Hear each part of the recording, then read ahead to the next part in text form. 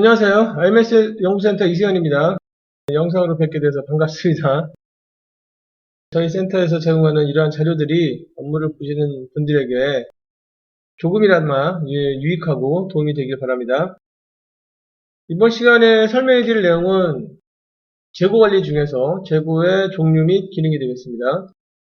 재고 관리는 범위가 넓죠. 범위가 넓고 알아야 될 내용들도 많고 해당 업무를 보시는 분들은 처음에는 재고 관리가 쉽게 느껴지거든요. 근데 업무를 하다 보면 할수록 기법들도 다양하고 나한테 맞는 재고 관리 기법을 찾는 게 이게 쉽지 않다는 것을 알게 됩니다. 그리고 보통 회사에서는 업무를 보는 담당자들에게 재고에 대한 성과지표를 마련을 하죠. 작년보다 올해 얼마 정도 줄여야 된다. 그렇기 때문에 재고에 대해서 관심을 안 둘 수는 없고 막상 들여다보면 여러 가지 기법들이 있고 그런 상황인데 저희 센터에서 제공하는 자료들이 여러분들 업무를 보실 때 좀 정리가 되고 그 다음에 잘 응용이 돼서 업무 향상에 도움이 되길 바랍니다. 슬라이드 내용을 볼까요? 그래서 이제 목차는 워낙 범위가 넓기 때문에 우선 두 가지로 정해서 오늘 이번 시간에는 좀 가볍게 가려고 합니다. 그래서 우선 첫 번째가 재고에 대한 정의 및 이제 종류에 대한 설명이 좀 있고요. 그 다음에 두 번째가 재고가 갖는 기능, 재고가 이제 어떤 기능을 하고 사실 재고가 좋아서 갖는 건 아니고 기능이 있기 때문에 갖는 거고 재고를 줄이려면 그 기능을 재고를 갖게 했던 그 기능을 쓰게 했던 원인을 없애야 됩니다. 그래야 재고를 줄일 수 있기 때문에 기능에 대해서 살펴보도록 하겠습니다. 그리고 내용을 보기 전에 간단하게 재고 관리가 어떤 식으로 구성되어 있는지 설명해 드리도록 하겠습니다.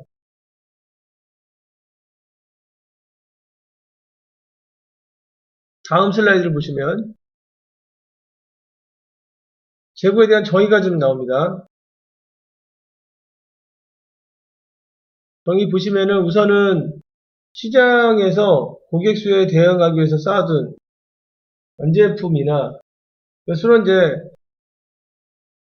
고객 수요에 대응하기 위해서 쌓아놓은 거니까 고객 주문 완제품이겠죠. 고객 주문에 대해서 대응하기 위해서 쌓아놓은 완제품이나 안정적인 생산 활동을 위해서 공급자로부터 미리 확보한 재료나 기타 이제 그 작업장 내 생산 중인 제공품들, 생산 중인 품목들, 그 다음에 기업의 다양한 활동에 사용되는 소모품들, 이런 것들, 이런 목적으로 쌓아둔 것을 재고라고 합니다. 초기의 재고는 영어로 쓸 때, 우리 이제 보통 재고 이렇게 부르기도 하고, 자재 이렇게 부르기도 하니까, 느낌 자체가 별로 없잖아요. 그러니까 재고가 그냥 우리가 가져가는 품목들 이렇게 생각하는데, 영어가 어떻게 변하는지를 보면은 좀 재밌습니다. 재고는 처음에 부를 때는 이렇게 불렀죠. 머티리얼. 그래서 재료라는 뜻이죠. 재료. 그래서 산업혁명이 이루어지고 나서 생산 자체가 산업화 됐을 때 공장을 가지고 있는 회사들이 많지 않았을 거 아니에요. 공장만 가지면 바로 경쟁력이 되는 거죠. 공장에서 물건을 막 찍어내고 그 물건을 싼 가격으로 시장에 공급하는 기업이 시장을 딱 주도할 수 있었으니까 그럴 때는 지어놓은 공장을 최대한 돌리는 게 중요하죠. 그리고 만들어 놓은 제품은 꼭 나가죠. 왜냐하면 그 기능에 그 정도 가격을 제공하는 회사가 많지 않았으니까. 다시 말하면 경쟁이 적었을 때는 공장을 최대한 돌리는 게 사업하는 사람들한테는 중요한 요인이었어요. 그래서 재료도 가능한 한 떨어지지 않게 잔뜩 싸놓고 그 다음에 완제품도 가능한 한 고객이 물건을 찾을 때 충분히 있게 싸놓고 그리고 만약에 세월이 좀 지나서 그래서 좀 비용이 발생했다. 그러면은 완제품에다가 금액을 올려서 하는 금액을 올려서 그렇게 할 수 있는 그런 조건이었을 때 이때는 이제 뭐라고 불렀냐면 재료라고 불렀죠. 그래서 재료에 대해서 어떻게 생각하냐면 떨어지면 안 된다. 그 다음에 완제품의 경우는 가능한 많아도 세상 상관이 없다. 어차피 고객이 와서 찾으면 바로바로 주면 다 돈이 되니까. 그런데 경쟁이 치열해지고 2차 세계대전이 끝난 다음에 경쟁이 치열해지고 기업 간의 새로운 제품을 가지고 경쟁하고 이러면서 여러 가지 변화가 생겨요. 고객의 기호들도 다양해지고 제품에 대한 수명 주기도 짧아지고 더 이상 공정을 가지고 있다는 것 자체가 큰 장점이 안 되죠. 그래서 이게 미국으로 넘어가서 사실 이제 뭐 미국뿐만이 아니라 유럽에서도 비슷하게 쓰는데 재료라는 개념에서 뭘로 바뀌는 거냐면 사업 활동에 투자한 지금 이제 금액 이렇게 바뀌죠. 그래서 단어가 이제 인벤토리로 바뀌죠.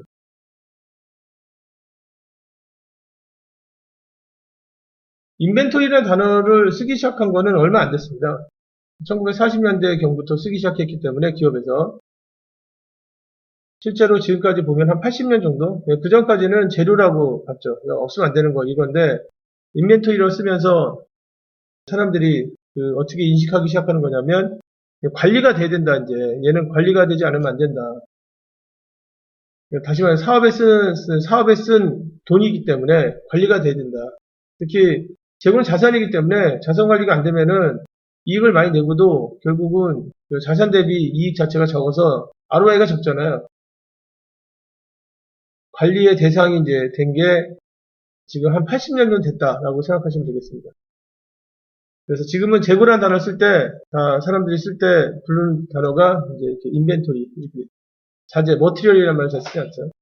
근데 이제 영국이나 유럽에서 나오는 그 교재들 보면 아직도 옛날 방식이 있어서 남아 있었기 때문에 자재 관리라는 말을 많이 씁니다. 재고 관리라는 단어보다 자재 관리 이렇게 많이 쓰는데 미국 쪽에서 나오는 교재들 보면 뭐 대부분 다 지금 이제 투자한 품목에 대한 관리, 그래서 재고 관리라는 단어를 많이 쓰죠. 자, 재고에 대한 정의를 보셨고요. 우선은 뭐 간단하게 재고 관리는 범위가 어떻게 되는지를 잠깐 보도록 하겠습니다. 첫 번째가 재고 관리는 첫 번째 범위가 우리가 자산에 대한 관리라고 해서 종합적 재고 관리가 있습니다. 종합적 재고 관리. 종합적 재고 관리에서는 재고를 뭘로 보는 거냐면 자산을 보죠. 그리고 종합적 재고 관리에 대한 원칙은 누가 기준을 마련하냐면 회사의 경영진에서 마련합니다.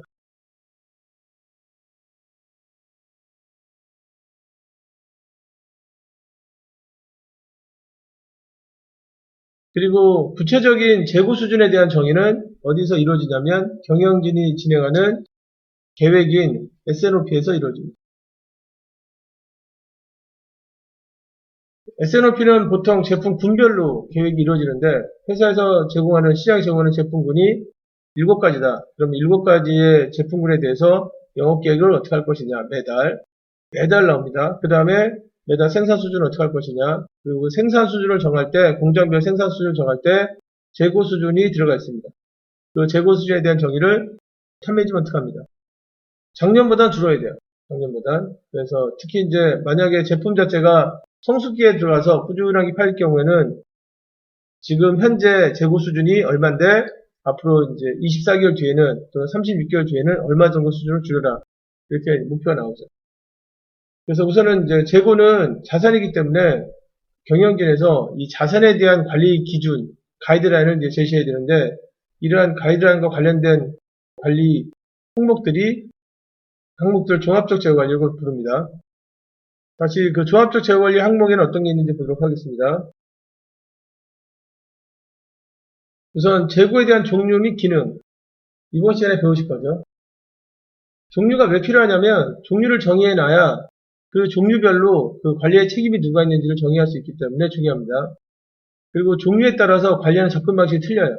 재고의 종류에 따라서. 그 다음에 두 번째가 기능. 재고를 왜 갖게 됐느냐.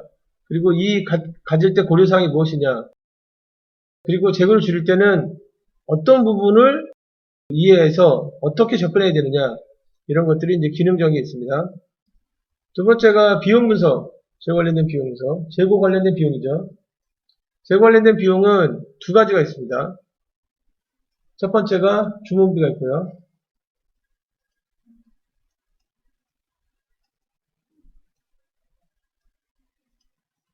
주문비는 재고를 주문할 때 발생하는 비용입니다. 고정비죠. 그 다음에 두 번째가 창고의 재고를 유지하는 유지비가 있습니다.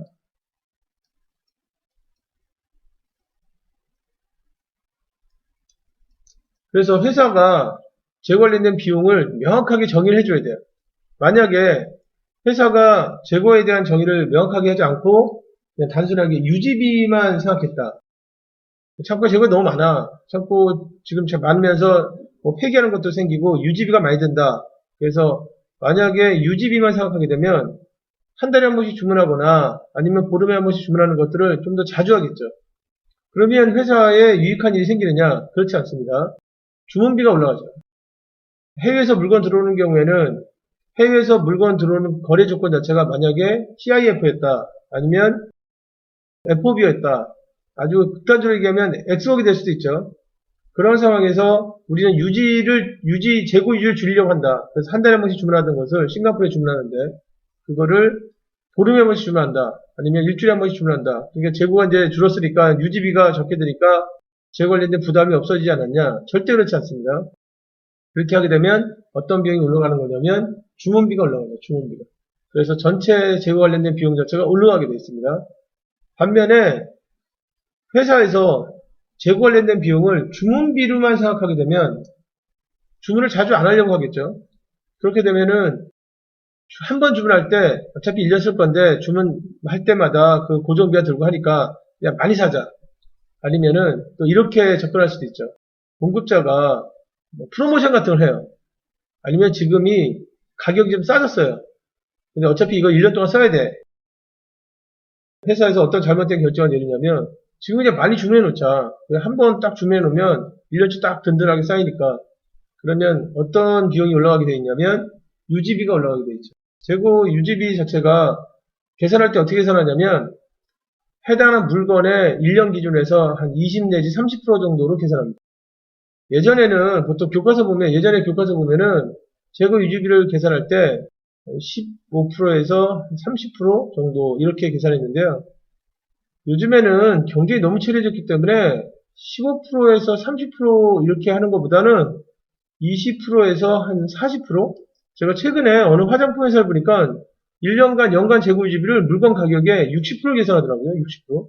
60%만큼 재고 관련된 비용이 발생한 걸로. 대단하죠.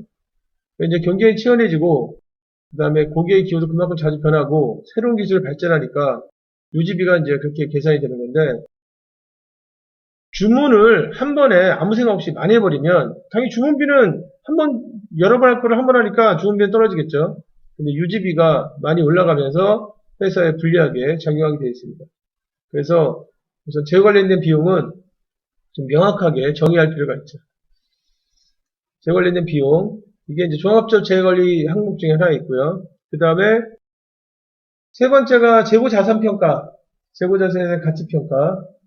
보통 이제 우리가 재물실사, 재산실사 이렇게 얘기하기도 하고 미국의 법인기업의 경우에 정부에다 물건을 납품할 경우에는 반드시 재고자산에 대한 정확한 평가를 해서 1년에 4번 평가해서 정부에 제출해야 됩니다. 이제 자산평가를 잘못하게 되면 분식이 되기 때문에 분식이 뭔지는 아시죠? 그죠? 자기 자산을 이렇게 부풀리는 행위. 그렇게 되면은 미국 정부 같은 경우에는 정부 거래도 끊기고 그다음 나스닥에서 퇴출되고 그다음에 관련된 회계법인 같은 경우에는 영업정지죠. 그러니까 면허가 취소돼요. 우리나라처럼 대충 넘어가지 않습니다. 근데 우선은 이제 재고자산평가인데 자산평가가 왜 중요하냐면 이렇게 그 회사의 자산을 나타내기 때문에 분식을 하느냐 안 하느냐 이것도 중요하지만 자산평가에 따라서 재료비가 결정되기 때문에 중요합니다. 보통 이제 그냥 기본적인 개념을 설명해 드리면 우선은 물건은 재료가 자재창고에 있으면 M1자재를 보관하는 곳이다. 그리고 이제 자재가 들어온다. 그리고 이제 쓸 거 아니에요. 그죠? 쓰는 거는 어디로 들어가는 거냐면 여기 작업장으로 들어가겠죠. 워크센터, 백반 작업장. 그리고 뭘 만들 때 들어가느냐? A1 만들 때 들어간다. 그리고 이제 M1 자재는 A1 만들 때 몇 개 들어가느냐? 하나씩 들어간다. 근데 보통 이렇게 되는 경우가 많지 않아요. 100개가 들어와서 여기 100개가 딱 쓰이고 그리고 끝나는 이런 경우가 이제 많지 않습니다. 보통은 몇 개 들어오냐면 1000개가 들어와서 그 다음에 200개가 쓰였다.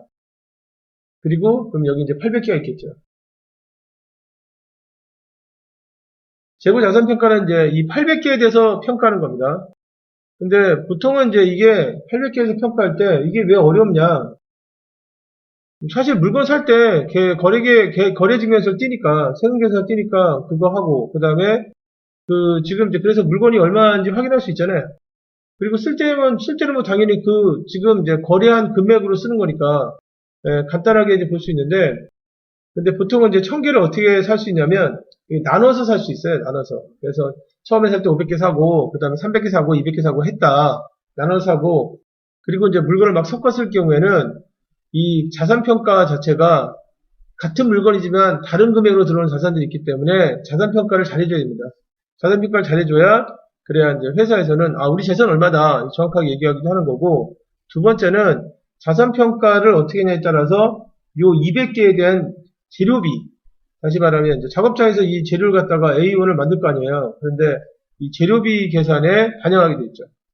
그래서 자산평가를 어떻게 하느냐에 따라서 실제로는 회사의 자산도 지금 이제 공개하게 되고 두 번째는 그 자산에서 사용한 재료의 비용도 지금 이제 계산을 해서 나중에 손익계산서에 올리게 돼 있죠. 자산평가 기준이 이제 그래서 중요합니다. 그리고 이제 자산평가는 회사에서 그냥 나름대로 우리가 써보니까 이런 게 괜찮더라 그래서 쓰는 게 아니라 이거 자체가 공개되는 거기 때문에 증권거래소하고 그 다음에 국세청에서 지금 이제 공개되는 거기 때문에 정부에서 국세청에서 룰을 정하고 있어요. 그래서 뭐 먼저 산 거를 섞어 쓰더라도 먼저 산 거를 먼저 남아있는 걸로 계산하도록 한다라든가 또는 뭐 나중에 산 걸 먼저 계산하도록 한다든가 만약에 이제 물건 자체가 정확하게 언제 샀는지 확인이 가능하고 그 다음에 우리가 쓸 때 뭐 보통 일반적으로 이제 먼저 산 걸 먼저 쓰니까 그래서 정확하게 쓴 게 어떤 건지 확인이 가능하다. 우리는 다 해당하는 자재마다 섞어 쓰고 이런 게 없고 다 추적이 가능하다 그러면 실제 쓴 걸로 남아있는 자산도 실제 남아있는 걸로 기록하고 그리고 사용한 자재도 실제 쓴 걸로 기록하고 이렇게 이제 국세청에서 몇 가지 룰을 제공합니다. 그 룰에 맞춰서 자산평가를 하게 돼 있어요. 재고 자산평가에 대해서. 그래서 재고 자산평가 기준들 알고 있어야 되고요. 뭐 재관리하는 사람들은 당연히 기본적으로 알고 있어야겠죠. 그리고 이제 재고 분류. ABC 분석이죠. 그래서 재고가 실제로 회사에서 뭐 일반적 대기업이다. 그러면 재고 품목을 몇 종류 가지고 있느냐. 보통 한 10만 개에서 작으면 10만 개에서 10만 개면 작은 거고요. 한 30만 개 정도? 만약에 우리 회사가 전기전자 부품회사다. 그러면 전기전자 부품회사면 뭐 삼성전기나 LG이노텍이나 이런 정도 되면 20만 개가 다 넘습니다. 그리고 이제 그것들이 이제 형태별로 보면 재고로 들어갈 수도 있고 자재, 재료, 그 다음에 제공품은 사실은 뭐 얼마 안 되죠. 왜냐면 이제 되게 생산을 좀 빨리 하게 될 경우 제공품 많이 안 갖고 완제품 이렇게 갔는데 하여튼 이와 간에 총 재고 종류가 우리가 만약에 한 20만 개 있다. 근데 재료가 한 15만 개 좀 된다. 그러면 그 15만 개에 대해서 우선은 뭘 따져야 되냐면 어떤 아이템이 좀 중요하고 어떤 아이템이 상대적으로 중요도가 떨어지기 때문에 어떤 아이템에 대해서 좀 더 신경을 좀 써야 된다. 이런 분류 기준을 마련해야 돼요. 그래서 이제 ABC 분석을 하죠. 그래서 ABC 분석은 가지고 있는 재고에 대해서 분류를 하고 그 다음에 거기에 대해서 정책을 마련하는 게 ABC 분석이 되겠습니다. 우선은 ABC 분석에 대해서는 나중에 다시 한번 설명을 드리겠지만 이번에 발표하는 내용에서는 ABC 분석이 들어있지는 않지만 ABC 분석 당연히 설명이 되겠죠. ABC 분석은 뭘 위해서 만들어지는 거냐면 내가 가지고 있는 재료든 완제품이든 간에 재고에 대한 정책을 마련하기 위해서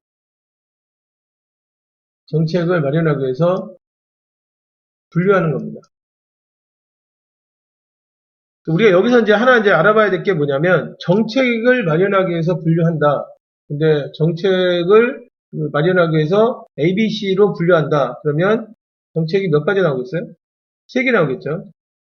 보통 정책은 3개, 4개 이러면 많은 겁니다. 정책이니까. 정책은 보통은 2개 정도? 그래서 중요한 품목에 대해서 관리하는 정책, 기타 나머지에 대해서 관리하는 정책. 이렇게 나눠야 되는데, 재고는 좀 이제 좀 디테일하게 들어가서 한 3개 정도. 근데 되게 일반적으로는 ABC 분석이라고 하더라도 A에 대한 정책하고 기타 나머지의 정책 이렇게 나눠서 정책을 두 가지 정도 이렇게 마련합니다. 물론 뭐 B에 대해서 마련하게 되면 세 가지가 될 수 있죠. 그 다음에 두 번째는 정책은 한번 마련하면 일정 기간 동안은 씁니다. 그 일정 기간이 2, 3년이에요. 그러니까 정책을 마련하고 나서 그 다음에 6개월 있다 바꾼다. 아니면 3개월 있다 바꾼다. 그러면 그건 정책이라고 할 수 없고 또 정책의 효과를 알 수도 없겠죠. 그래서 우선은 재고 쪽에서 업무를 보시는 담당하시는 분들은 ABC 모르는 사람 없어요. 그냥 다 뭐 ABC 다 알고 있는데 지금 놓치는 게 뭐냐면 이 ABC 분석이 재고 관리에 어떤 정책을 마련하는 거다. 이런 걸 좀 놓치는 경우들이 좀 있어서 나중에 재고를 분류할 때 어떻게 분류하냐면 AA, 뭐 AB 이렇게 뭐랄까요? 그 제품, 상품들 신선도 분류하듯이 소고기면 소고기, 돼지고기면 돼지고기 분류하듯이 AA, AB, 뭐 A 플러스, 뭐 이렇게 AA, AB, 뭐 BA, BB 뭐 이렇게 해서 막 분류하는 회사들이 있어요. 제가 물어봐요, 현장 가서. 도대체 이거를 누가 이렇게 했느냐? 그러면 뭐 자기네가 마련했다 이런 데도 있고요. 아니면 뭐 어느 회사에 그 컨설팅 의뢰해 보니까 컨설팅 회사에서 이렇게 분류하더라. 그게. 그런데 아니 분류가 중요한 게 아니라니까. 분류를 하고 나서 그 분류 기준에 맞게 정책을 마련하는 거예요. 그래서 요 A 등급에 해당하는 재고는 어떻게 관리하겠다 이런 건데 만약에 이거를 6개로 분류했다면 6개의 정책을 마련해야 되잖아. 그러니까 아니 그 제가 물어봐요. 그래서 아니 그 정책이 6개나 되냐? 당신은 대단하다 진짜. 왜냐면 회사의 관리 정책이라는 게 굉장히 많습니다. 품질 정책, 뭐 그다음에 실제 재고 관련된 부분의 정책, 그다음에 정보 처리에 대한 정책이 굉장히 많은데 그 중에 다시 들고 들어가서 재고에 대해서 ABC를 나눠야 되는데 그거보다 더 많이 나눠서 또 정책을 그렇게 많이 만든다. 그러면 그 정책을 기억할 수 있을까요? 그리고 기억할 수 없으면 지킬 수 있을까요? 그래서 우선은 ABC 분석을 하는 거는 재고에 대한 정책을 마련하기 위해서 한다라고 이해하시면 좋을 것 같고요. 이게. 저는 현장 가면서 기가 막힌 일이 많습니다. 두 번째는 뭐냐면 ABC는 정책이기 때문에 정책을 마련한 다음에 이게 정말 효과가 있으면 계속 유지하고 그 다음에 이게 만약에 좀 우리한테 좀 문제가 있다, 안 맞는다 그러면 변경을 하거든요. 근데 그거를 6개월 단위씩 하지는 않습니다. 정책이니까 한번 써봐야 될 거 아니에요. 그래서 최소한 2, 3년 정도는 쓰고 그 다음에 평가를 해서 이게 좀 정책이 좀 안 맞는 부분이 있다. 그러면 이제 그때 수정 및 보완을 해서 좀 더 좋은 정책을 쓰도록 하지 정책 사용하는 기간을 뭐 6개월로 하지는 않습니다. 다시 말하면 ABC 지정을 6개월 단위로 하지 않는다는 얘기입니다. 그렇게 되면 정책을 다시 지금 이제 6개월마다 한 번씩 바꿔야 될 거 아니에요. 해당 품목별로. 비효율적이겠죠. 그래서 ABC 분석은 우선은 ABC 분석을 못하는 게 아니거든요. 근데 ABC 분석을 왜 하는지를 잘 모르는 경우가 있어서 잠깐 말씀을 드렸습니다. 재고에 대한 정책을 마련하는 일이다. 그 다음에 이제 성과지표. 성과지표야 뭐 당연히 재고에 대해서 관리를 잘하는지 못했는지 주로 성과지표는 이제 얼마큼 줄었느냐 이렇게 보는데요. 두 가지 지표를 많이 쓰죠. 첫 번째가 이제 재무적인 성과지표로는 재고 회전율. 재고 회전율은 분자 분모가 다 돈으로 들어갑니다. 그래서 분모에는 현재 재고가 얼마씩 있느냐, 그 다음에 분자에는 그 재고에 대해서 얼마큼 썼느냐. 근데 만약에 유통회사면 영업 정보 들어가고요. 그 다음에 제조 같은 경우는 COGS가 판매 원가 정보가 들어갑니다. 그래서 값이 크면 클수록 이제 좋은 거죠. 그리고 이제 핵심은 뭐냐면 상대적 지표를 쓴다 이거고요. 두 번째는 우리나라에서 많이 사용하는 지표가 재고 보유 일수입니다. 재고 보유 일수는 현재 가지고 있는 재고가 며칠치 있느냐. 그래서 현재 가지고 있는 재고 수량에다가 그 다음에 하루에 보통 쓰는 평균 수량을 나누는 게 재고 보유 일수예요. 재고 보관 일수, 뭐 보유 일수 이렇게 얘기하죠. 그래서 작년에는 한 10일치 있었는데 올해는 8일치 정도 가지고 있다. 잘한 거죠. 물론 이제 그렇게 하면서 스타가웃은 생기지 말아야겠죠. 근데 우선은 성과지표와 관련돼서 보셔야 될 것은 재고는 상대적 지표를 쓴다. 다시 말하면 창고에 재고가 많다 적다는 의미가 별로 없어요. 쓰는 거 대비 많으냐, 쓰는 거 대비 적으냐 이게 의미가 있죠. 비수기 때는 당연히 재고가 좀 적죠. 그 다음에 성수기 때는 재고가 많고 그래서 일반적으로 이제 쓰는 거 대비 재고가 이제 어떻게 되느냐 이걸 가지고 성과지표를 만들어서 쓴다. 근데 이제 종류가 두 가지라 이거죠. 품목에 대해 품목 수량으로 하는 경우가 있고 금액으로 하는 경우가 있고 미국 사람들은 주로 선호하는 게 금액을 많이 선호하겠죠. 그래서 우선은 조합적 재고관리는 여기 이제 보시는 것처럼 이러한 내용들이 구성되어 있습니다. 그리고 여기 있는 내용들은 주로 재고 자산에 대해서 어떻게 관리할 것이냐. 돈이니까 돈 관리예요, 돈 관리. 돈에 대해서 어떤 식으로 관리할 것이냐에 대한 내용입니다. 구체적으로 뭐 각 품목이 어디에 있고 이런 것들이 아니에요. 두 번째, 물론 이제 이거는 뭐 이제 경영진에서 정책 마련을 시키고 그 다음에 거기에 맞게 뭐 TF팀이 만들어져서 정책을 하겠죠. 두 번째 재고 관리는 품목별 재고 관리가 있습니다. 재고는 이제 품목별로도 관리가 돼야 돼요. 이 품목을 다른 말로 뭐라고 얘기하는 거냐면 저장단위라고 하죠. 저장단위. SKU라고 해요. SKU. SKU. 저장단위.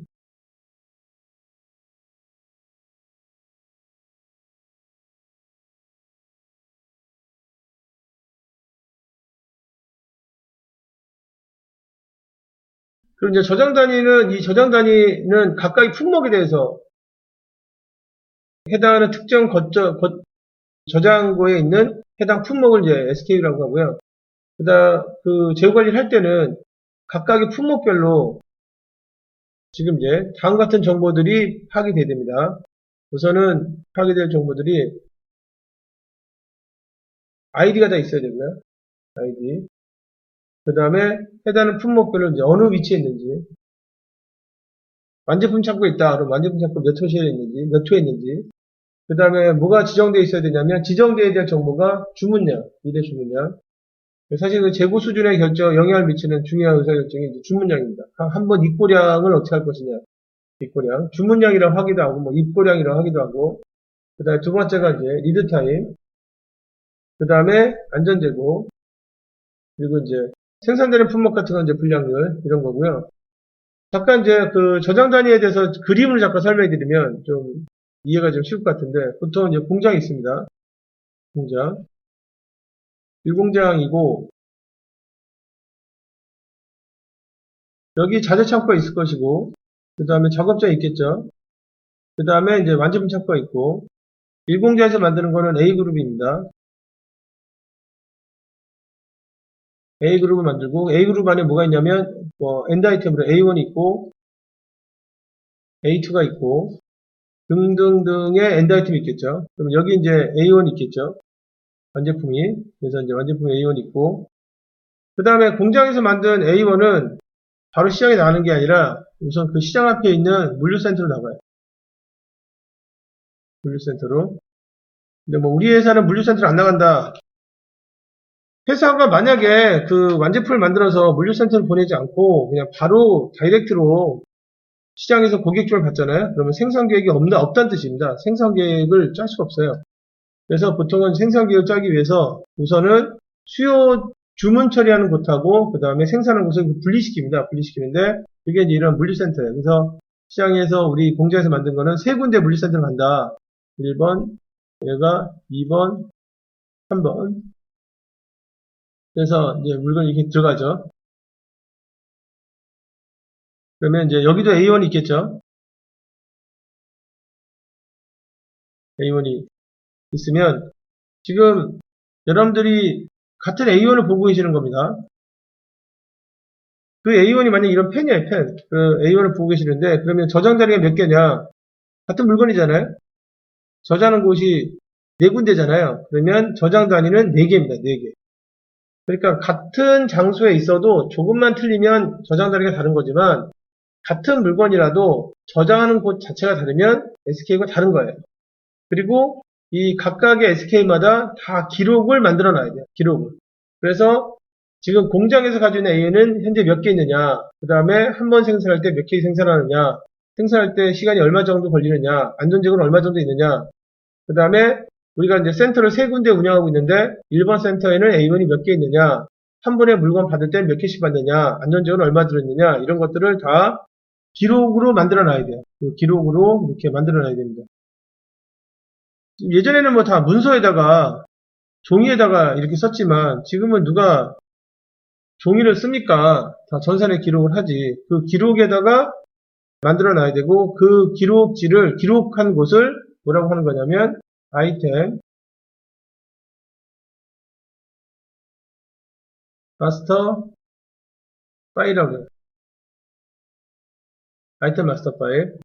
그래서 뭐 품목 마스터 뭐 이렇게 얘기하죠. 우리나라 말로는 뭐 지금 이제 재고 기록, 재고 기록철 뭐 이렇게 불리기도 하고 그래서 이 각각의 품목마다 저장하는 품목마다 이거를 이제 지금 이제 기록하고 그 다음에 이거를 지금 이제 보고 업무를 보는 거예요. 뭐 주문을 처리하든 아니면 이걸 가지고 이제 이게 모자라니까 생산을 하자 또는 뭐 여기 지금 A1 같은 건 생산하는 품목이잖아요. 또는 뭐 이거를 구매를 하자 뭐 이런 이제 결정을 하는 겁니다. 그리고 이 해당하는 품목별로 반드시 이제 우리가 기록으로 이제 정리해야 될 정보들이 어떤 게 있냐면 ID, 식별번호 아이디입니다. 아이디. 그 다음에 저장 위치. 그래서 공장에서 가져가는 A1의 경우에는 여기 이제 공장에서 가져가는 A1이 있을 거 아니에요? 이 A1의 경우에는 현재 몇 호실에 있느냐? 그게 뭐 303호에 있다. 완제품 저장은 303호에 있다. 그러면 303호에 정확하게 그 물건이 있어야 돼요. 그 다음에 지금 뭐 센터 넘버 1에는 이 A1이 어디 있느냐? 그 다음에 A2는 여기 센터 2에서 어디 있느냐? 이 위치가 정확하게 파악이 돼야 됩니다. 그래야 그걸 그 품목에 대해서 찾고 그 다음에 나중에 그 품목에 대해서 항상 이 품목은 뭐 몇 호시에 집어넣는다 그러면 거기다 집어넣고 보관하고 안전하게 할 거 아니에요. 그 다음에 어떤 정보들이 있는 거냐면 우리가 이제 계산을 해서 그 정해야 될 정보가 입고량이에요. 일의 주문량 또는 입고량. 입고량이라는 건 뭐냐면 여기 지금 공장에서 만드는 A는 작업자에서 만들어서 넣을 거 아니에요. 근데 이제 작업자에서 기본적으로 한 번 넣을 때 3,000개씩 넣는다. 그러면 기본 생산에서 넣는 단위가 3,000개다. 그러면 3,000개가 입고량이에요. 그 다음에 이 지금 물류센터들은 공장에서 물건을 받잖아요. 공장에서 물건을 받는데 1번 센터는 한 번 받을 때 500개씩 받는다. 물건을. 그러면 500개가 입고량이에요. 여기는 이제 100개씩 받는다. 그럼 100개가 입고량이고 그 다음에 이제 300개씩 받는다. 그러면 300개가 입고량이고 이렇게 되어 있습니다. 그 다음에 어떤 정보가 잘 관리가 돼야 되냐면 여기 이제 그 다음에 관리될 정보가 입고량, 그 다음에 리드타임, 걸리는 시간인데 걸리는 시간은 생산하는 품목은 당연히 생산할 때 걸리는 시간. 주로 이제 보통 주 단위로 나타납니다. 시스템에 등록시킬 때는 주 단위로 등록을 시키는데 작업장에서 주로 3,000개를 만들 때 얼마 걸리느냐? 5일 정도 걸린다. 그럼 1주. 그 다음에 8일 정도 걸린다. 2주. 이렇게 잡죠. 그래서 이제 리타임. 그 다음에 안전재고. 안전재고는 그 뒤에 재고의 기능에서 설명해 드릴 때, 다시 한번 설명해 드리는데, 보통 안전재고는 언제 설정하냐면, 뭔가 불확실한 요인이 있을 때 설정하는 게 안전재고예요. 그래서 안전재고는 수요가 불확실하거나, 수요가 정확하지 않아요. 공급이 지금 이제 정확하지 않아. 분량을 내서 정확하지 않아요. 그렇게 될 때 안전재고 설정하게 되어 있습니다. 그 다음에 불량률. 불량률 같은 경우는 보통 여기 작업장에서 설정을 많이 하겠죠.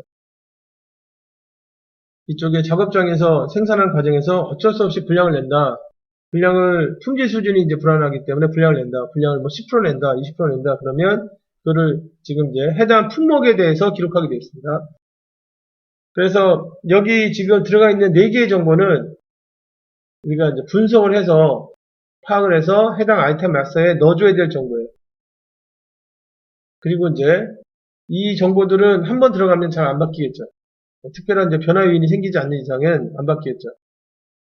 그 다음에 세 번째 정보가 이제 현황 정보라고 해서 지금 이제 보유 재고량, 그 다음에 출고 예정량. 보통 이제 물건 나가기 전에 오후에 나갈 거는 오전에 미리 빼놓거든요. 그래서 그걸 이제 빼놓은 양을 이제 출고 예정량이라고 합니다.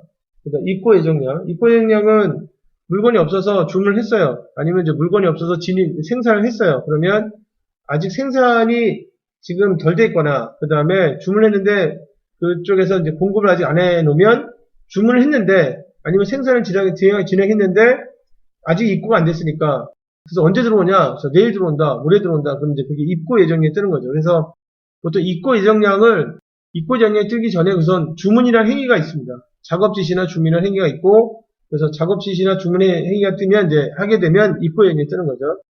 그 다음에 가용 재고량. 이거고, 그 다음에 이 정보들은 굉장히 중요합니다. 사실은 이제 이게 재고가 잘 안 맞게 되면 거기 여기에서 안 맞는 거거든요. 우리가 재고에 대한 정확성이 중요하다 그러면 여기 요 네 가지 정보들, 재고에 대한 정확성에 영향을 미치는 정보는 요 네 개의 정보입니다. 보유 재고량에 만약에 이 전산에 등록된 거하고 실제 수량이 틀린다. 여기에 그 가지고 있는 거는 몇 개를 가지고 있는 거냐면 299개를 가지고 있는데 여기는 300개를 써 있다. 그러면 하나가 이제 비는 거잖아요. 근데 이게 이제 비어버리면 시스템이 작동을 안 하죠. 이 정보를 가지고 뭔가 해보려고 하는 시스템 자체가 작동을 안 합니다. 보통 지금은 이제 우리가 그 정보화 시대라고 하잖아요. 정보를 가지고 모든 일을 하는, 또 수요 예측 정보를 가지고 준비를 하고 공급 계획 짜고, 주문을 가지고 주문 정보를 가지고 그 다음에 해당 품목을 이제 지금 이제 빼놓고, 그 다음에 생산도 마찬가지로 이제 그 관련된 정보를 가지고 활동을 시키고, 정보를 가지고 뭔가 하는데, 재고 정보가 만약에 틀리면 나머지 공급 계획을 짠다든가 주문 처리를 한다든가 아니면 거기에 맞춰서 뭐 지금 이제 그 어떤 실행을 한다든가 하는 것 자체가 의미가 없어지거든요. 그래서 재고 정보가 틀리면 안 되는데, 재고 정보가 지금 이제 영향을 받는, 재고 정보에 영향을 주는 그런 요소들이 여기 이제 보시는 네 가지 정보, 현황 정보 네 가지가 되겠습니다. 이 네 가지 정보가 이제 지금 이제 중요한 정보가 되겠어요. 그래서 재고는 각각의 품목마다 다음 같은 정보들을 잘 관리하고 그 다음에 정확하게 유지해야 됩니다. 이런 것들을 우리가 이제 품목별 재고 관리라고 하고, 품목별 재고 관리의 대상은 저장 단위에 맞춰져 있고, 저장 단위에 들어가 있는 정보들을 지금 이제 잠깐 보신 겁니다. 그래서 잠깐 이제 지우고 설명해 드리면, 재고 관리는 처음에 봤을 때는 쉽게 느껴질 수가 있어요. 보통 비즈니스 하게 되면은 물건을 파는 거가 중요하다고 생각할 수 있고, 상대적으로 생산이나 재고 관리나 품질 관리나 이런 쪽은 물건만 팔 수 있으면 뭐 다 할 수 있지 않을까, 뭐 이런 생각을 하는데 절대 그렇지 않습니다. 물건을 잘 팔려면 생산도 잘해야 되고요, 품질 관리 잘해야 되고요, 그 다음에 재고 관리도 잘해야 됩니다. 그리고 재고는 돈이기도 하고, 그 다음에 실제로 그 재고 정보를 가지고 생산을 하거나 주문을 처리하거나 어떤 실행이 이루어지기 때문에 각각의 품목별로 정확하게 정보를 파악해야 될 운영 정보입니다. 운영 정보. 돈이기도 하고 아주 중요한 운영 정보이기도 하고, 그래서 재고 관리를 지금 이제 배울 때는 되게 자산 측면의 재고 관리하고 그 다음에 저장 단위별로 이제 재고를 어떻게 이제 설정해야 될지 이렇게 나눠서 배우거든요. 그래서 여기 이제 슬라이드에서는 두 가지 다시 한번 이제 말씀드리면, 종합적 재고 관리하고 그 다음에 품목별 재고 관리에 대해서 설명해 드리고, 앞으로 재고 관리와 관련된 이런 발표 자료는 여기에 준해서 하나하나씩 설명해 드리겠습니다. 이번에 제가 설명해 드릴 내용은 이제 재고의 종류하고 기능정이었잖아요. 그 다음에 이제 이어질 순서들이 이제 이렇게 된다, 이렇게 된다 라고 보시면 되겠어요. 그럼 아무래도 이제 강의 영상이 7편 정도나 8편 정도가 만들어져야겠죠. 그리고 제가 현장에서 보는 것 중에 하나가 이제 뭐냐면, 재고 관리가 상당히 중요한데 왜 재고 관리가 안 되느냐? 재고 관리를 주 업무로 보지 않고 부수 업무로 봐서 그런 거예요. 그러니까 사이드 잡으러 봐, 재고를. 그래서 뭐 이거 하면서 그냥 이거 관리해, 뭐 이런 식으로. 그래서 사람을 쓸 때 해당하는 이제 사람들마다 역할들이 있잖아요. 근데 그 역할 중에 그냥 일부로 재고 관리해, 이렇게 하게 되면 절대 재고는 잘 맞을 수가 없어요. 정확하게 맞을 수가 없어요. 재고 관리를 전담하는, 그게 만약에 우리 이제 SCM 팀에 예를 들어서 6명 정도가 있다. 그럼 6명 중에 1명 정도는 재고 관리 업무에만 집중할 수 있는 인원을 둬야 됩니다. 그럼 이제 뭐 다른 말로 해서, 만약 편의점에 사람들을 지금 이제 2명 정도 쓰잖아요. 그러면 그 중에 1명이 뭐 고객들이 오면 뭐 계산도 해주고 하면서 1명은 그 지금 이제 재고 관리 업무에 좀 집중할 수 있게 만들어줘야 돼요. 그래서 품목들에 대한 수량을 정확히 파악하고 그 다음에 그거에 맞춰서 발주를 하고 물건 들어오기 전에 준비해 놓고 거기 레이아웃하고 이렇게 재고 관리와 관련된 인력을 별도로 둬야 됩니다. 이게 주 업무 중에 하나예요. 회사의 아주 중요한 업무 중에 하나. 그리고 이거는 돈 관리입니다. 돈 관리. 돈 관리니까 돈을 관리할 때 어차피 비즈니스 하는 이유가 돈을 많이 벌기 위해서 하는 건데 그러면 그중에 이제 돈을 많이 벌려면 돈을 열심히 벌고 그다음에 돈이 안 나가게 비용을 관리해야 될 거 아니에요. 그런데 재고 관리를 부수적인 그냥 사이드 잡으로 만들어서 관리한다. 그러면 당연히 안 되겠죠. 안 맞아요, 재고가. 재고가 안 맞으면 어떻게 되느냐? 재고가 안 맞으면 주문 처리도 안 되고, 그 다음에 공급 계획도 틀리고, 그 다음에 공급 계획 틀리니까 어떤 문제가 생기는 거냐면, 공급을 했어야 되는데 공급이 안 되는 거죠. 그건 스탑이 생겨요. 그래서 결국 물건이 못 나갈 수도 있고, 그리고 공급이 불필요한 시점에 이루어져서 공급량이 너무 많아질 수도 있고, 그래서 재고 관리가 잘 안 될 경우에는 비용이 올라가면서, 그 다음에 지금 이제 뭐가 떨어지냐면, 거기에 대한 서비스 레벨, 품절이 생기죠. 일반적으로 재고 관리 못하는 회사들은 특징이 뭐냐면요. 재고가 늘어나요. 절대 줄지 않아요. 그러니까 여러분들 회사에서 우리 회사가 재고 관리 잘하는지 못하는지를 알려면 뭘 보면 되냐면 재고의 변화가 어떻게 되는지 보시면 돼요. 재고의 변화가 꾸준하거나 아니면 꾸준히 늘고 있다. 그러면 재고 관리 못하고 있구나 이렇게 생각하시면 돼요. 근데 되게 재밌는 건 뭐냐면 재고 관리 정말 못하는 회사들은 재고가 꾸준히 느는데 품절도 늘어요. 되게 이상하죠? 왜냐하면 품절이라는 게 물건이 없어서 못 파는 게 품절이잖아요. 그런데 재관리를 못하는 회사들은 실제로는 품절도 늘면서 재고도 늘어요. 재고도.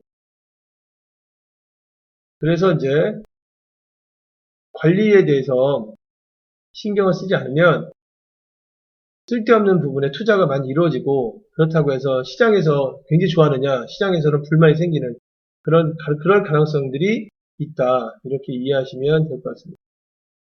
그리고 이제 재고 관리는 자산 측면에서 관리가 있고요.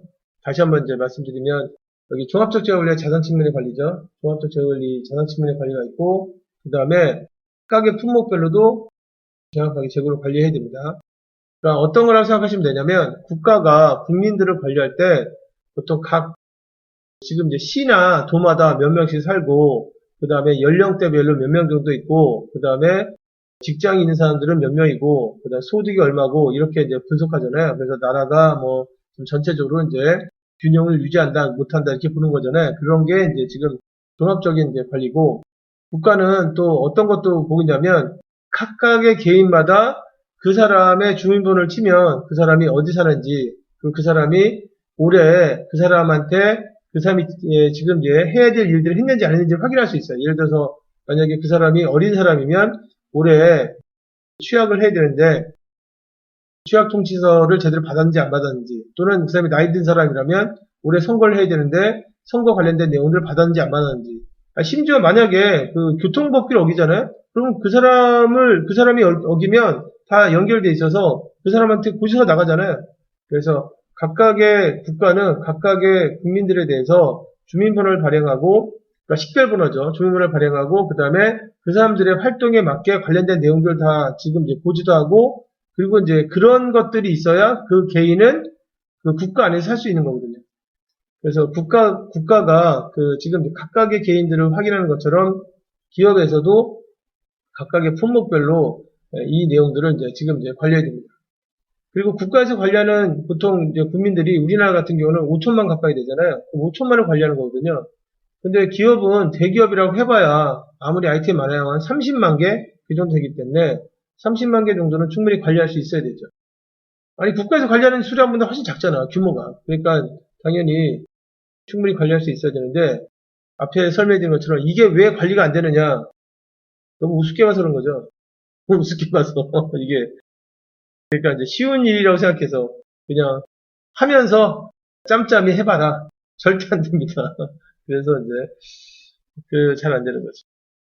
자, 우선은 뭐 이제 재고 관리에 대한 범위 설명해 드리고 이제 앞으로 이제 진행될 내용 중에서 먼저 이제 보실 게 뭐냐면 재고의 종류 및 그다음에 이제 기능인데 재고의 종류를 보시면은 우선 형태 기준으로 보면은 재료가 있습니다. 재료는 뭐 그림으로 보면은 이런 게 재료죠. 이거 공장이 있고요. 그 다음에 여기 자재창고가 있고, 그 다음에 작업장이 있고, 작업장 거쳐야 제품이 되니까. 그 다음에 완제품 창고가 있고, 여기가 워크센터, 그 다음에 여기가 워크센터. 재료는 이제 이렇게 들어오는 게 재료죠. 표시한 게. 지금 표시한 게 이제 재료가 되겠습니다. 얘네들이 재료죠. 공급자한테 사는 거죠. 그리고 이제 목적은 주로 생산을 위해서 쓰는 거기 때문에 생산 계획에 맞춰서 사는 게 맞습니다. 생산 계획을 보면 재료의 수요량을 계산할 수 있어요. 수요를 이렇게 계산할 수 있는 수요를 우리가 보통 이제 종속 수요라고 합니다. 그리고 이제 재료에 대해서 붙이는 이름은 그냥 재료라고 하고요. 재료라고 하면은 이제 공급자들이 사오는 걸 재료라고 해요. 아까도 이제 재료, 그다음에 인벤토리 뭐 이렇게 두 가지 단어를 설명해 드렸는데 재료라는 단어가 남아있죠. 그 다음에 가공하지 않은 재료를 우리가 그 원재료, 생재료라고 해요. 생재료. 말로 하면 생재료죠. 가공하지 않은 것. 요즘에는 보통 대부분의 재료들이 가공이 돼서 많이 들어옵니다.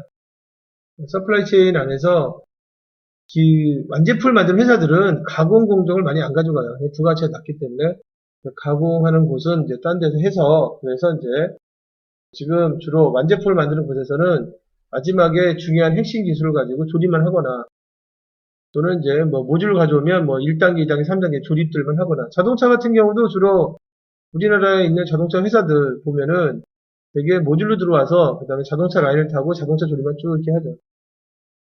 뭐 현대 자동차 같은 경우는 이제 그 지금 처음부터 끝까지 다 만듭니다.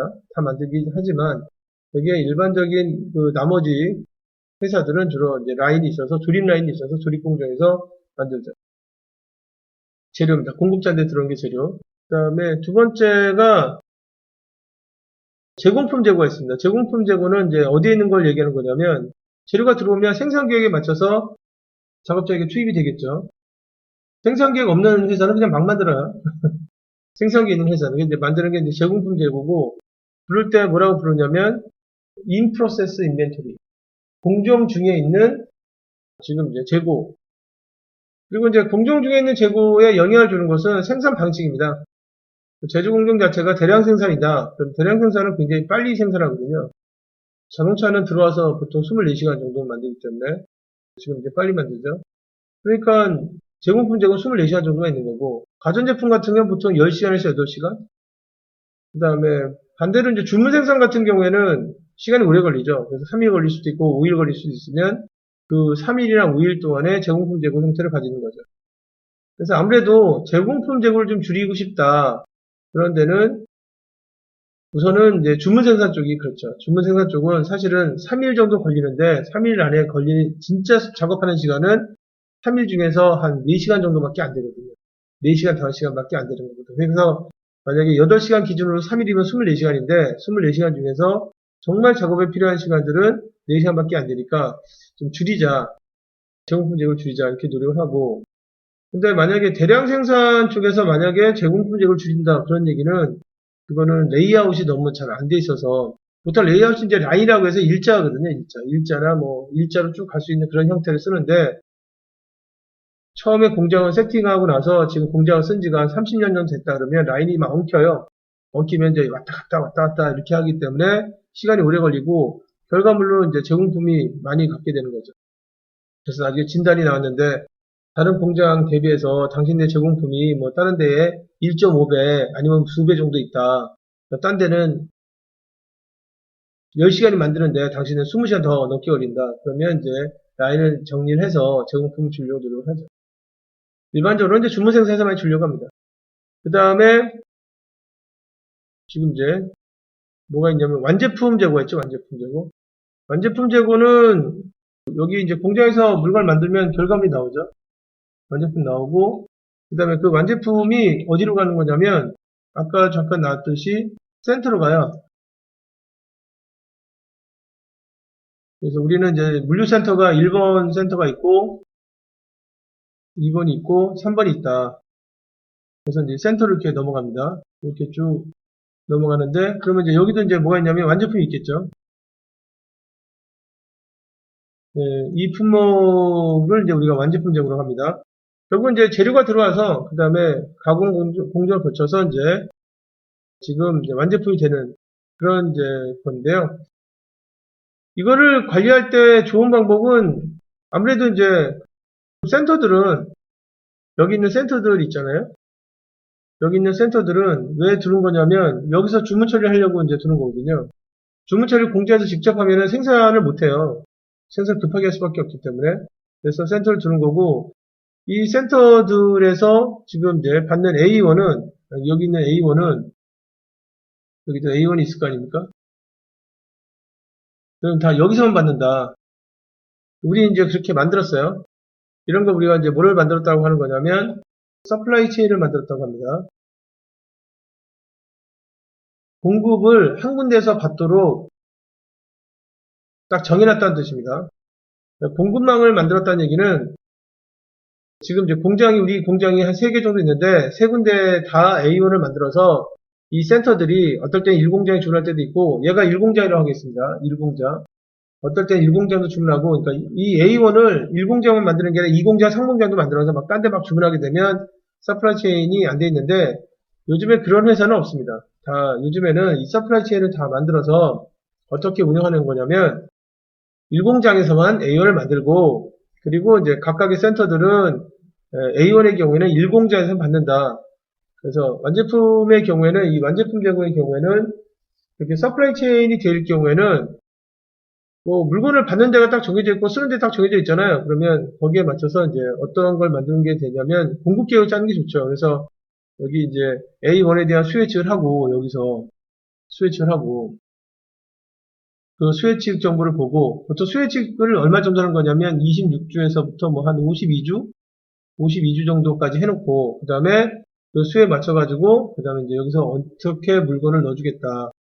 여기도 마찬가지로 똑같이 수요 예측을 한 다음에 뭐 회사의 SCM 부서에 수요 예측하는 기능들이 다 있으니까 어떻게 넣어주겠다. 여기도 이제 지금 이제 그 수요 예측한 다음에 어떻게 넣어주겠다. 그리고 이제 넣어줄 때는 뭐 아까 나왔던 뭐 이제 랏사이즈라고 해서 1의 입고량 있잖아요. 입고량은 가장 경제적인 게 얘는 한 500개 정도가 가장 경제적이고 얘는 뭐 100개 정도가 경제적이고 얘는 300개 정도씩이 경제적이다. 보통 이거 이제 주문비하고 유지비 따져서 정하는 건데 그 양에 맞춰서 그 다음에 수요를 보면서 넣어주면 서플라이 체인이 돼 있으니까 돼 있다면 그러면 뭐가 관리가 되겠어요? 완제품이 관리가 되겠죠. 근데 만약에 이제 이렇게 관리하지 않고 그 지금 이제 공장에서 A1을 만드나 여기 공장에서 A1을 만들잖아요. A1을 만드는데 센터들은 그냥 자기네가 알아서 관리하고 있다가 물건 쓰다가 없으면 저기 주문을 하는 방식을 쓰게 된다. 그러면 완제품 재고는 많이 가지고 있어야 되죠. 공장 쪽에서도 왜 많이 가지고 있어야 되냐면 언제 주문할지 모르잖아요. 그러니까 불확실성이 있으니까 안전재고 같은 걸 이제 가지고 있어야 되고 그 다음에 센터 쪽에서도 왜 많이 가지고 있어야 되냐면 주문했는데 물건 없을 수도 있잖아요.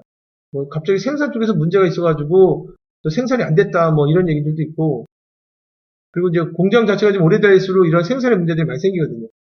또는 뭐 파업한다. 그 다음에 또는 뭐 공장은 멀쩡한데 공급자 쪽에서 문제가 있어가지고 자재가 안 들어왔다. 뭐 이런 일들을 이제 뭐 1년에 한두 번씩 겪게 되면 이 물건을 많이 깔고 가야 되는구나. 그래서 이제 재고들이 늘죠. 그래서 만약에 서플라이 체인 상태가 돼 있는데 서플라이 체인에 맞게 관리를 하고 있다 그러면 재고를 줄일 수 있는 기회가 생기고요. 그 다음에 그렇지 않고 우리는 서플라이 체인 그런 개념도 없고 그냥 각자 그냥 알아서 지금 이제 알아서 관리해요. 알아서 각자가 알아서 같은 회사인데 그리고 이제 그렇게 되면 서로 정보를 모르고 움직이는 거기 때문에 당연히 재고를 좀 많이 갖고 이렇게 되겠죠. 그러니 당연히 회사에서는 어떻게 관리하려고 하겠어요? 지금 여기 그림에 나온 것처럼 서플라이 체인이 만약에 돼 있다면 안 될 수가 없거든요. 이게 다 일반적으로 다 이렇게 세팅하는데 여기 그림에 나오는 것처럼 좀 체계적으로 정보를 이용해서 어떤 정보예요? 여기 가지고 있는 재고 정보, 그 다음에 그 해당하는 아이템의 수요 정보, 수요 예측이 안 맞아도 그래도 수요 예측 정보를 가지고 움직이면 좀 괜찮잖아요, 그죠? 수요 예측 안 맞은 거에 맞춰가지고 안전적으로 이렇게 깔면 되니까 여기 안전적으로 그만큼 이제 가져가면 되니까 그래서 혹시라도 수요 예측을 얼마나 했냐면 100을 했는데 막상 열어보니까 200이 나오더라. 그럼 그 안전적으로 커버하면 되거든요, 그거를. 그래서 이제 그렇게 하게 되면 완제품을 줄일 수 있는 기회가 되죠. 우선 뭐 재고에 대해서 이제 종류에 대해 설명을 드리고 있는데요. 대개는 이제 재료가 들어와서 그다음에 완제품 되는 겁니다. 그리고 이제 그 과정이 이제 공장에서 이루어지죠. 그 다음에 이 재고 말고 이제 하나가 또 뭐가 있냐면 소모품 재고가 있습니다. 잠깐 지워야 되네. 소모품 재고는 뭐 설명할게. 주로 용도가 뭐냐면 전기품, 작업장에서 전기할 때 쓰거나 수리품, 그 다음에 이제 운영품, 뭐 작업장이든 사무실이든 간에 쓰는 다양한 운영품들 있죠. 그게 소모품이라고 하고 이 앞자를 이제 써서 뭐라고 부르는 거냐면 이제 MRO라고 부릅니다. 굉장히 많습니다. 저 예전에 자동차 쪽에서 MRO를 좀 약간 관리해볼까? 해서 MRO를 한번 열다가 얼른 닫았어요. 그러냐면 종류가 너무 많으니까 작업장에서 쓰는 그 오일 종류만 하더라도 수십 가지예요. 소량으로. 그걸 어떻게 관리합니까? 관리하는 방법은 뭐 MRO 하는 업체에다가 말을 해서 그냥 일괄 처리하는 게 그냥 마스터 계약을 맺어서 총괄 계약을 맺어가지고 이쪽 공장에 쓰는 모든 MRO 자재는 그 마스터 계약을 맺는 거예요. 그래가지고 그냥 니네가 알아서 다 공급해라. 그래서 그쪽에 다 이제 맡기는. 그러면 이제 알겠습니다. 해서 이제 걔네가 이제 관리해주는. 보통 그래서 이제 그렇게 그 MRO 품목만 관리하는 회사들이 따로 있잖아요. 그리고 만약에 그 MRO 회사가 대기업 소속이거나 대기업을 거래하고 있다 그러면 매출 단위가 조 단위잖아요. 근데 관리하기가 좀 어려운 지금 이제 품목 중에 하나죠. 그리고 이제 우선은 그 보실 게 이 중에서 여기 두 개를 종속 수요라고 합니다. 수요 정보가 이제 계산되는 수요라고 해서 종속 수요라고 하고요.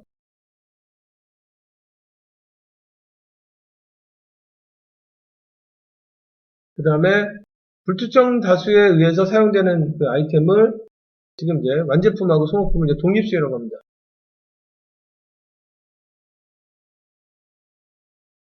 독립수요라고 하고, 그리고 이제 종속수요하고 독립수요는 관리하는 방법이 약간 틀린데, 지금 이제 종속수요는 수요가 계산돼요, 계산. 수요 자체가. 수요 정보가 이제 계산이 되고,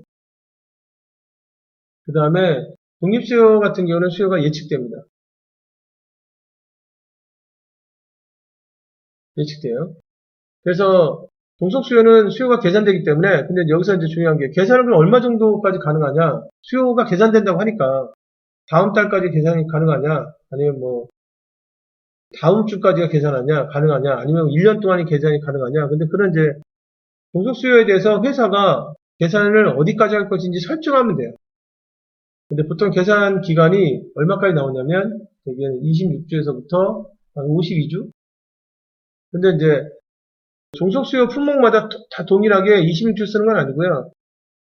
재료 같은 경우는 보통 이제 지금 이제 종속되어 있는데 생산 계획에 맞춰서 이제 수요가 계산되는 거고 생산되는 품목 같은 건 상위 품목의 생산 계획에 맞춰가지고 이제 생산 그 계획에 맞춰 수요가 계산되는 건데 대개는 뭐 재료 같은 경우는 10주에서 13주 그 다음에 생산되는 품목 제공품 재고들이죠. 이런 품목들은 뭐 많이 되면 한 20주까지 이제 수요가 계산됩니다. 계산되니까 수요를 이제 볼 수 있죠. 쫙 볼 수 있고 수요를 보면서 그 다음에 그러니까 이것도 이제 마찬가지로 계획을 갖는 회사들의 경우에 얘기하는 거예요. 수요를 쭉 계산하고 나면 거기에 맞춰서 언제 모자르다를 알 수 있잖아요. 그래서 그걸 가지고 지금 이제 생산되는 품목을 생산을 하거나 구매하는 품목은 거기에 맞춰서 이제 구매하면 됩니다. 그러니까 딱 필요할 때 물건 딱 들어오게 할 수 있다 이거죠. 그래서 보통 이제 종속 수요 같은 경우는 어떤 걸 가지고 재고 관리하는 거냐면 생산 및 구매 계획을 가지고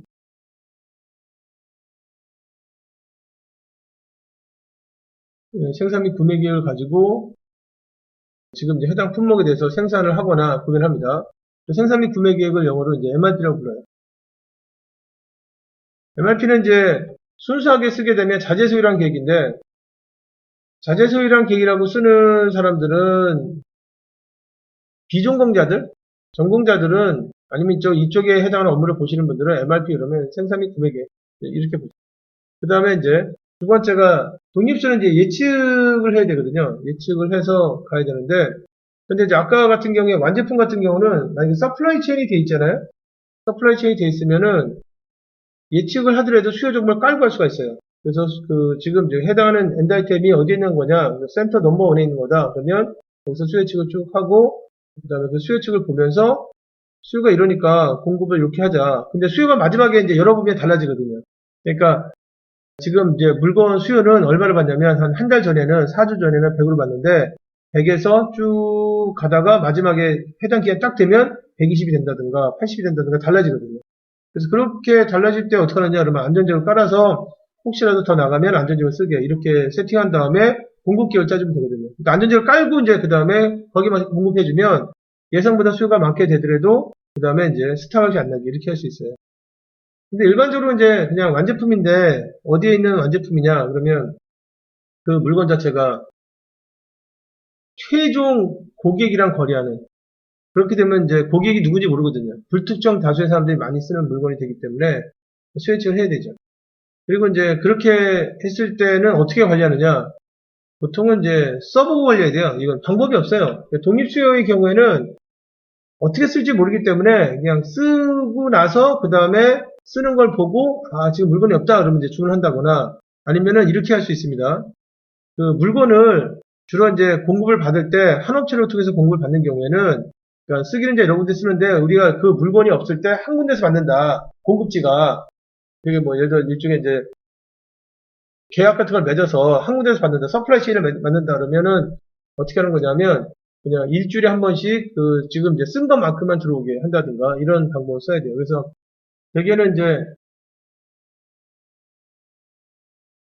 그 쓸 때 대개는 이 지금 이제 독립수요에 대해서는 쓰는 접근 방식이 어떻게 쓰는 거냐면 쓰다가 없으면 그냥 항상 일정한 양을 주문하는 방식을 쓰거나 그게 정량 발주 방식이에요.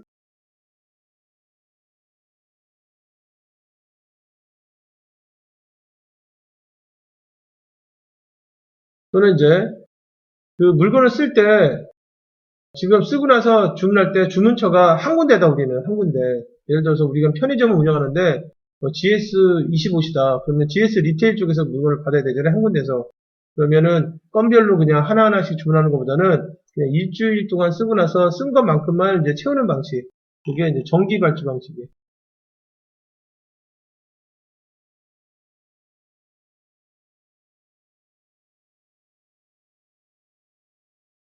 정기 발주 방식 그래서 이러한 방식을 쓰죠. 그래서 독립수요하고 종속수요는 해당하는 물건에 대해서 관리하는 방식 자체가 틀려요. 그리고 이제 종속수요에 해당하는 품목들이 이제 여기 재료나 생산에 사용되는 제공품들, 그 다음에 독립수요 품목이 완제품이나 소모품들이 되겠습니다. 재고에 대한 종류 중에서 형태 기준으로 설명해 드렸습니다.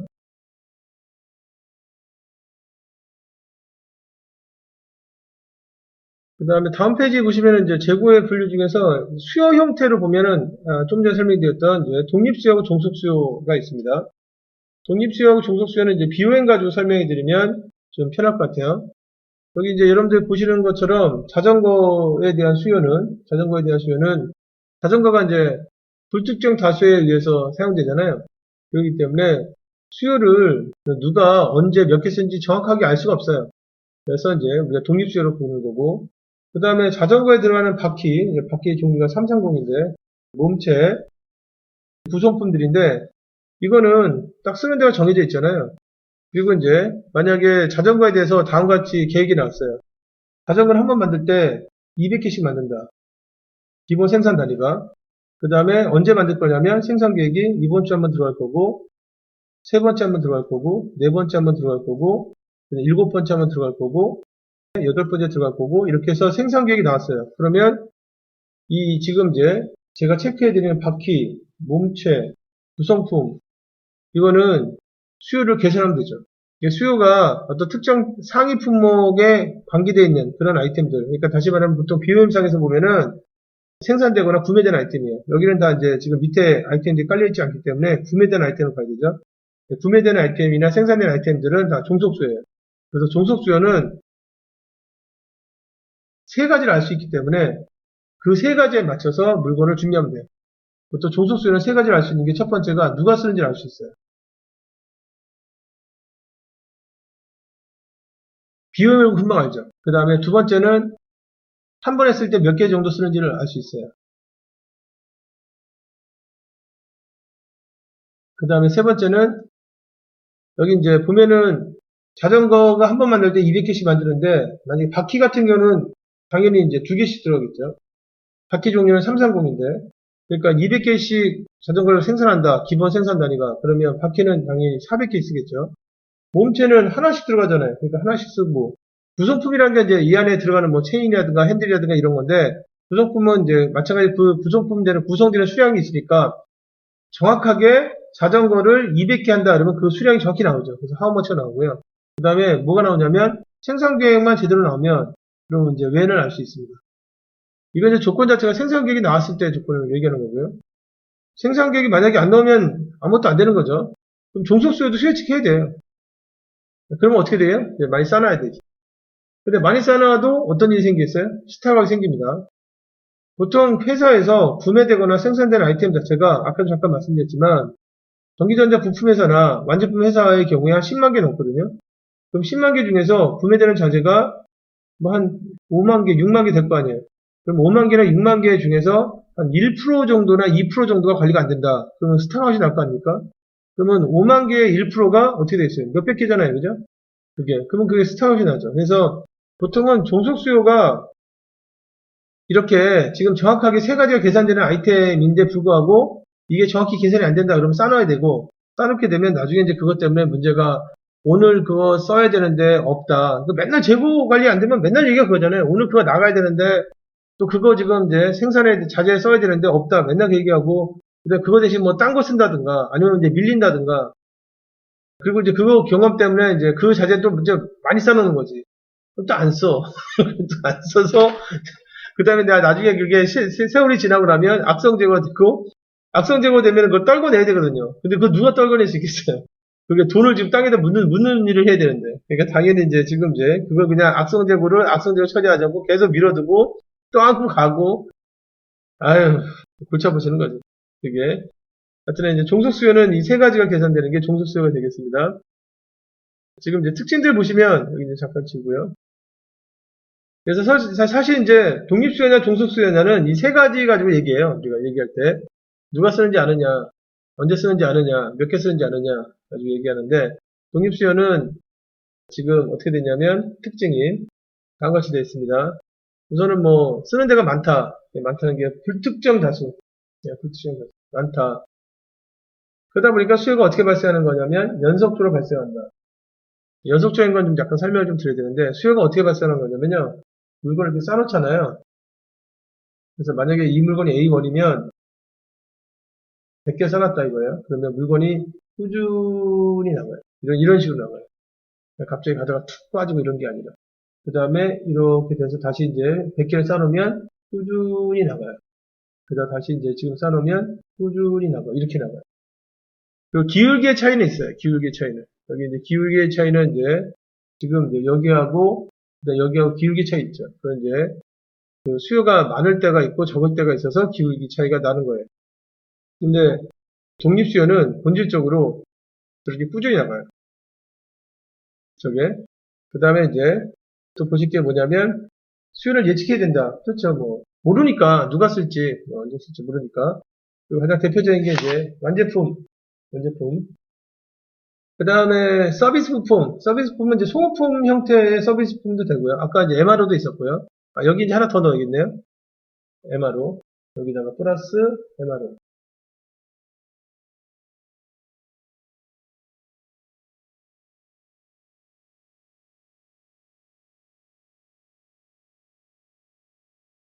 그래서 MRO나 그 다음에 서비스 부품인데 서비스 부품은 형태는 부품인데 어디서 거래해야 되는 거냐면 서비스 센터에서 거래되는 게 서비스 부품입니다.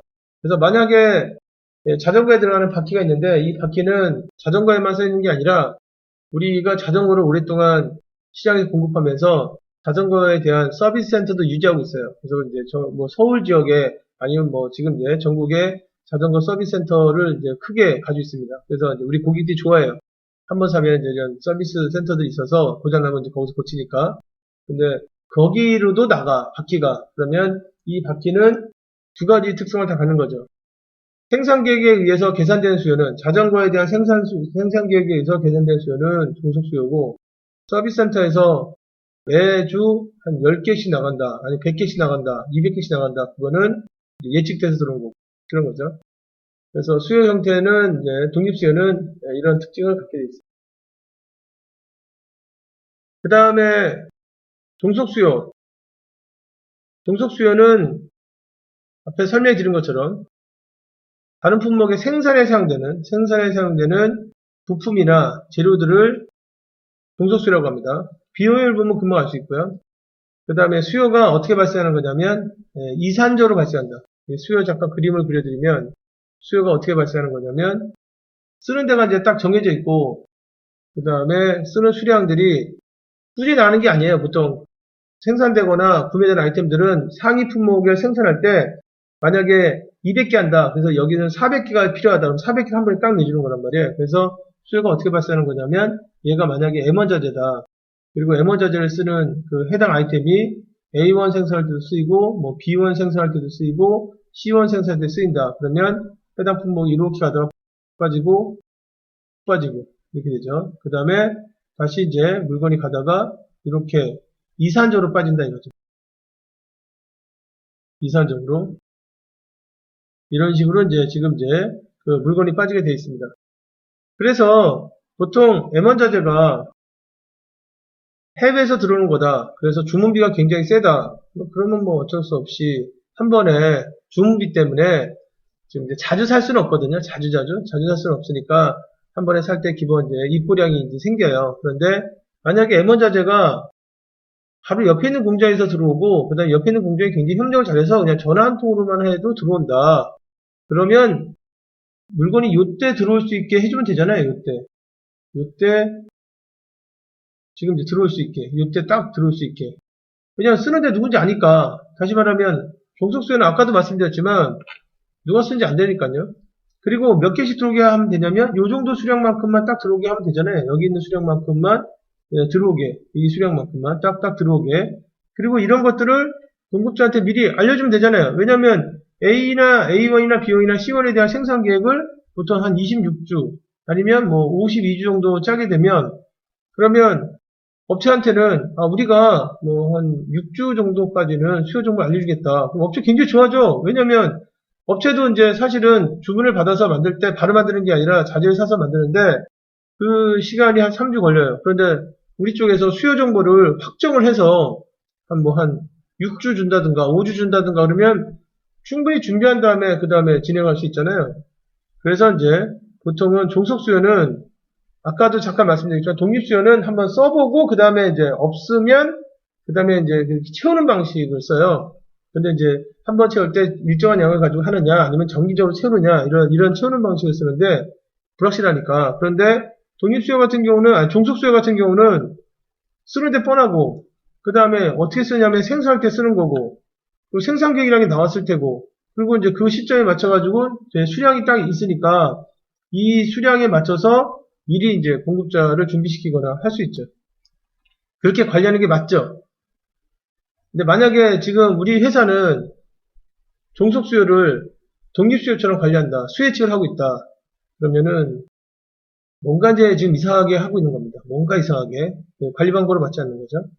그 다음에 수요는 계산된다. 여러 번 설명해 드렸고 그 다음에 어디서 확인하느냐. BOM에서 확인하면 된다. BOM을 보면 종속수요가 어떤 건지 알 수 있으니까 그 BOM상에서 확인해서 관리한다. 생산되거나 구매하는 품목들이 종속수요다. 이렇게 보시면 되겠습니다. 재고의 종류에 대해서 설명해 드렸습니다.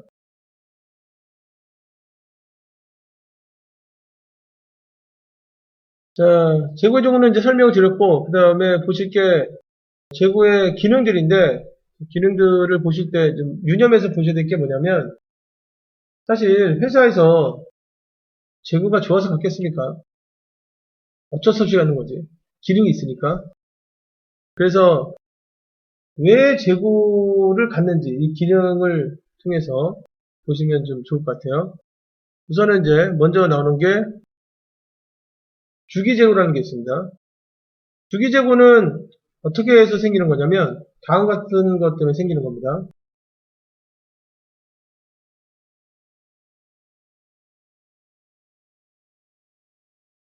주기재고는 여기가 작업장 있어요. 그리고 이제 이쪽에 작업장이라 이제 저장고입니다. M1 자재고 그 다음에 M1 자재는 작업장이 아니라 저장고입니다. 그 다음 M1자재는 하루에 몇 개 정도 쓰느냐면 10개 씁니다. 10개.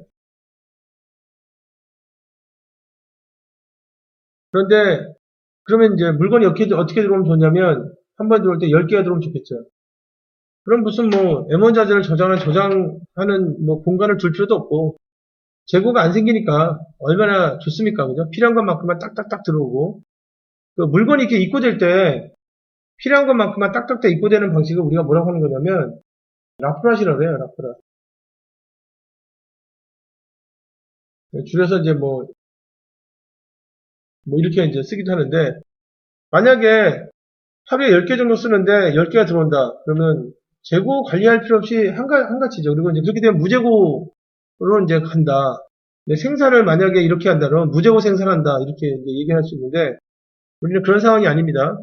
그래서 이렇게 된 상황이 아니라 어떻게 되는 상황이냐면 한 번에 들어올 때 100개씩 들어와요. 100개. 그리고 이제 이 100개 딱 정해져 있어요. 그래서 언제나 물건 쓰다가 없으면 100개씩 들어옵니다. 이런 것들을 우리가 이제 1회 입고량이라고 하는데 입고량이 100이에요. 영어로 이제 랏사이즈라고 합니다. 랏사이즈. 그렇게 되면 이렇게 주기가 생깁니다. 그림에서. 아까도 보셨던 거예요. 그래서 이제 여기 지금 100개 들어와서 쭉 쓰다가 한 열흘 정도 지나서 다시 100개 들어오고 항상 정해진 양이니까 쭉 쓰다가 그 다음에 100개 들어오고 쭉 쓰다가 100개 들어오고 이제 이런 식으로 이제 주기가 생기죠. 사이클이 생기죠. 그래서 이제 이거를 불러서 사이클 스탁 이렇게 불러줍니다. 그러니까 사이클 스탁을 이제 다른 말로 해서 이제 뭐 랏사이즈 스탁 이렇게 부르기도 합니다. 수량이 딱 정해져 있으면. 그리고 이제 이렇게 랏사이즈 스탁 또는 이제 사이클 스탁을 쓰게 되면 창고에는 당장 내가 쓰는 것보다 더 많이 들어오잖아요. 더 많이 들어오고 이제 한 열흘 정도 쓰다가 평균 열흘 정도 쓰다가 다시 또 이제 더 많이 들어오고 하기 때문에 창고에는 이제 재고가 쌓이겠죠. 많이 쌓일 때는 100개 쌓이고 뭐 없을 때는 빵개지만 평균적으로 어느 정도 쌓이느냐 요걸 이제 100이라고 하게 되면 요 빗금친 부분만큼의 재고를 항상 가져가는 거예요. 100개씩 입고가 되면 항상 이제 물건 대신 조건이 이제 뭐냐면 이렇게 이 10개를 그냥 꾸준히 쓴다고 했을 때 물건을 쓸 때 이산적으로 쓰는 게 아니라 꾸준히 쓴다고 했을 때 항상 100개 반 정도를 쌓아두고 가는 거예요. 그러니까 창고에는 몇 개가 있는 거냐면 1년 내내 2분의 100 해서 50개를 항상 가져가는 거지. 만약에 이 지금 M1 자재가 10달러짜리라면 이제 곱하기 50 물건을 500개를 항상 가져가는 거죠. 500개의 재고를 가져가는 거죠.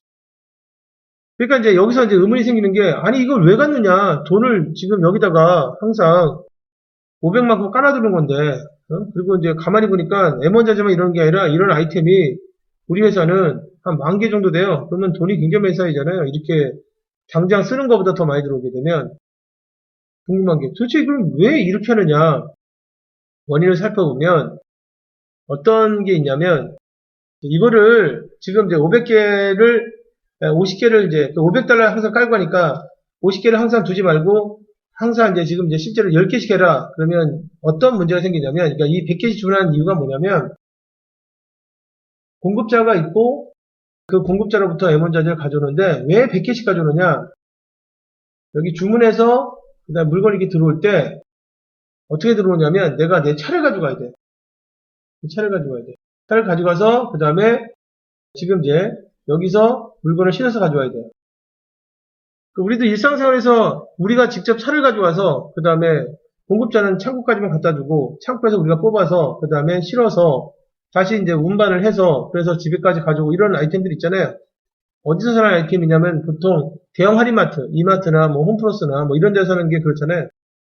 그래서 지금 왜 100개냐를 따지다 보면 어떤 문제가 생기냐면 이 물건은 공급자한테 전화해서 가져오는 게 아니라 공급자한테 갖다 주는 게 아니라 우리가 직접 차를 가지고 가야 되는데 이때 무조건 하나에 사나 100개 사나 1000개 사나 얼마 정도 드는 거냐면 30만원, 300달러가 드는 거예요. 300달러가.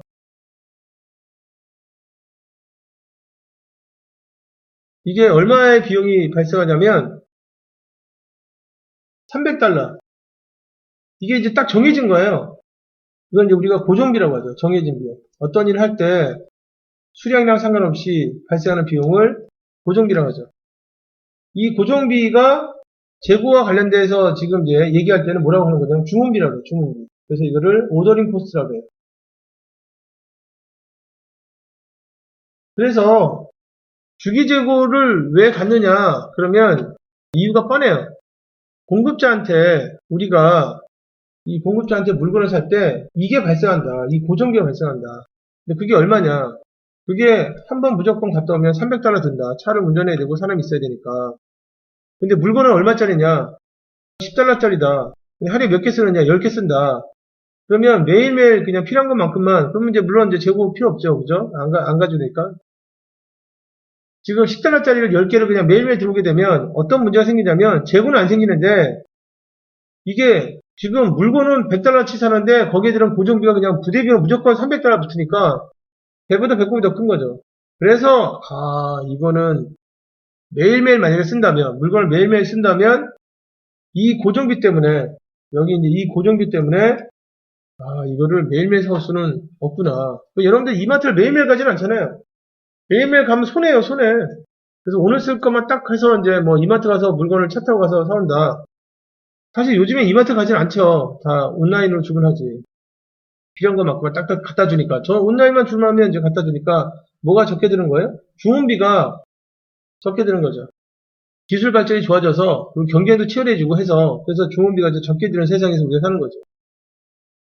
만약에 지금 같은 상황에서 여기 지금 이 예제 같은 상황에서 공급자가 창고까지만 갖다 주고 우리는 어쩔 수 없이 그 물건을 차를 타고 가져간다 그러면 어떤 생각을 할 수밖에 없냐면 1년 동안 계속 꾸준히 쓴다면 매일매일 주문하면 안 되고 가능한 주문 횟수를 좀 줄여야겠다.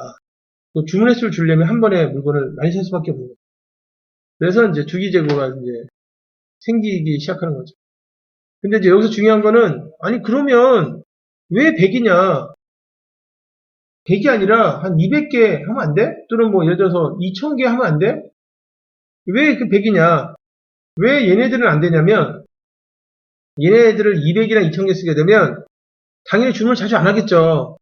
주문을 이제 지금 이제 1년에 1000원밖에 안 하거나 적게 하겠지. 근데 이렇게 하게 되면 문제가 뭐냐면 창고에 재고가 너무 많아져 또. 뭐가 생기는 거냐면 주문비만 생각하게 되면 어떤 비용이 올라가게 되어 있냐면 재고 유지비가 올라가게 돼 있어요. 캐링 코스트가 올라가게 돼 있어요. 재고 유지비는 뭐에 비례하냐면 창고에 물건 금액으로 얼마 있느냐에 비례하게 돼 있단 말이에요. 그래서 1년 기준 했을 때 창고에 가져가는 물건 금액으로 20%에서 한 30% 정도의 유지비가 발생합니다. 여기 지금 1년에 그 100개씩 주문하게 되면 창고에는 50개 있는 거고 그리고 물건이 하나에 10달러면 1년에 500달러 가져가는 거잖아요. 그럼 재고 유지비는 여기다가 0.1을 하게 되면 그러면 재고 유지비의 이 품목은 얼마가 발생하는 거냐면 100개를 주문하게 됐을 때는 그 지금 이제 0.1에서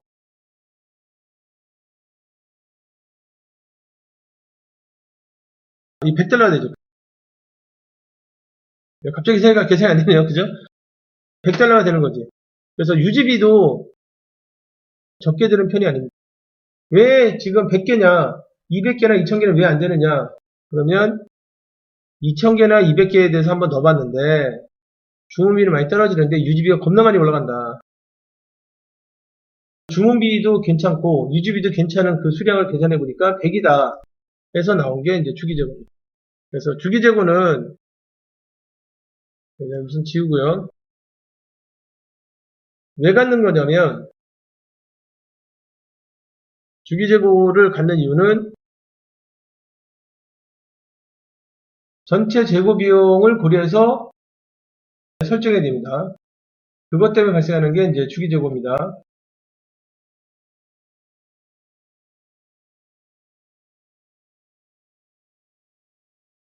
전체 재고 관련된 비용에는 이제 어떤 비용이 있는 거냐면 주문비가 있고요. 재고 유지비가 있습니다. 캐링 코스트가 있고요.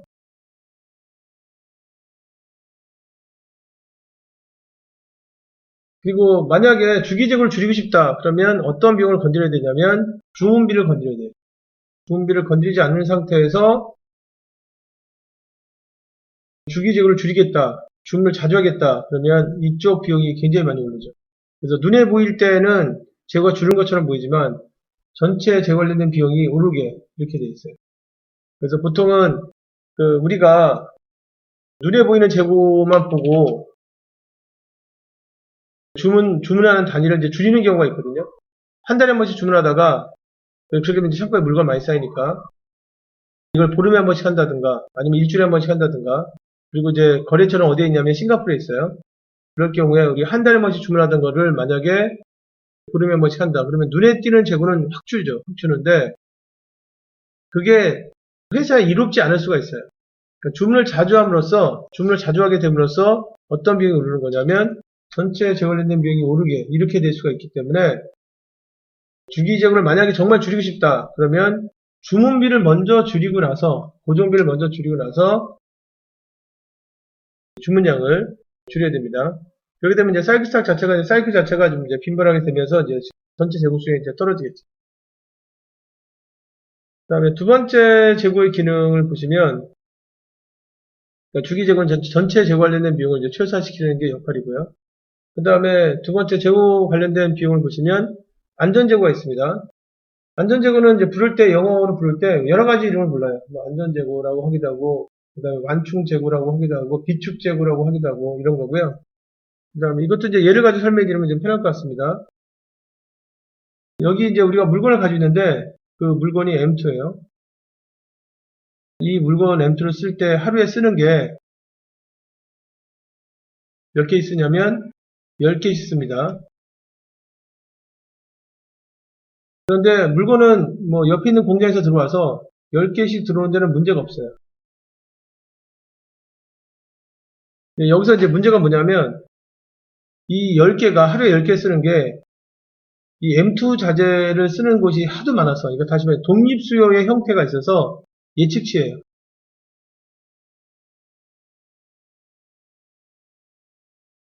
다시 말하면 평균 10개 정도 쓴다 이거고요. 실제 물건을 쓰는 거 보면 7개 쓰는 데도 있고 그 다음에 9개 쓸 때도 있고 11개 쓸 때도 있고 10개 쓸 때도 있고 13개 쓸 때도 있고 이렇게 돼 있습니다. 그래서 평균적으로 10개 쓰는 거예요. 다시 말하면 이 품목은 어떤 경우가 있는 거냐면 10개보다 더 많이 쓸 경우가 있다는 거죠.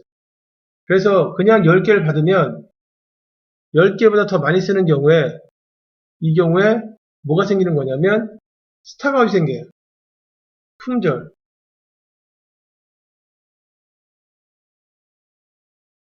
이게 생기면 결국은 이제 이것 때문에 굉장히 이제 피해가 크거든요. 만약에 이게 고객한테 물건이 못 나갔다 그러면 이제 고객으로부터 신임을 잃을 수도 있고 그 다음에 생산 공정에서 이런 게 생겼다 그러면 생산단에 쓰는 거고 이런 거죠. 그래서 이런 것들 때문에 여기다가 항상 몇 개를 비치해 놓고 있냐면 5개를 비치해 놓고 있어요.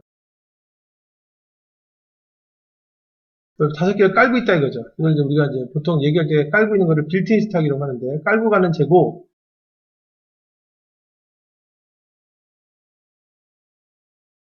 이 깔고 가는 재고가 안전재고예요. 결국 이제 안전재고는 뭘 막기 위해서 하는 거냐면 이 스탁아웃을 막기 위해서 두는 게 안전재고입니다. 또한 이제 안전재고 설정은 어느 품목에서 맞냐면 수요가 예측되는 수요, 다시 말하면 독립수요의 특성을 가지고 있는 아이템의 경우에 안전재고를 줍니다.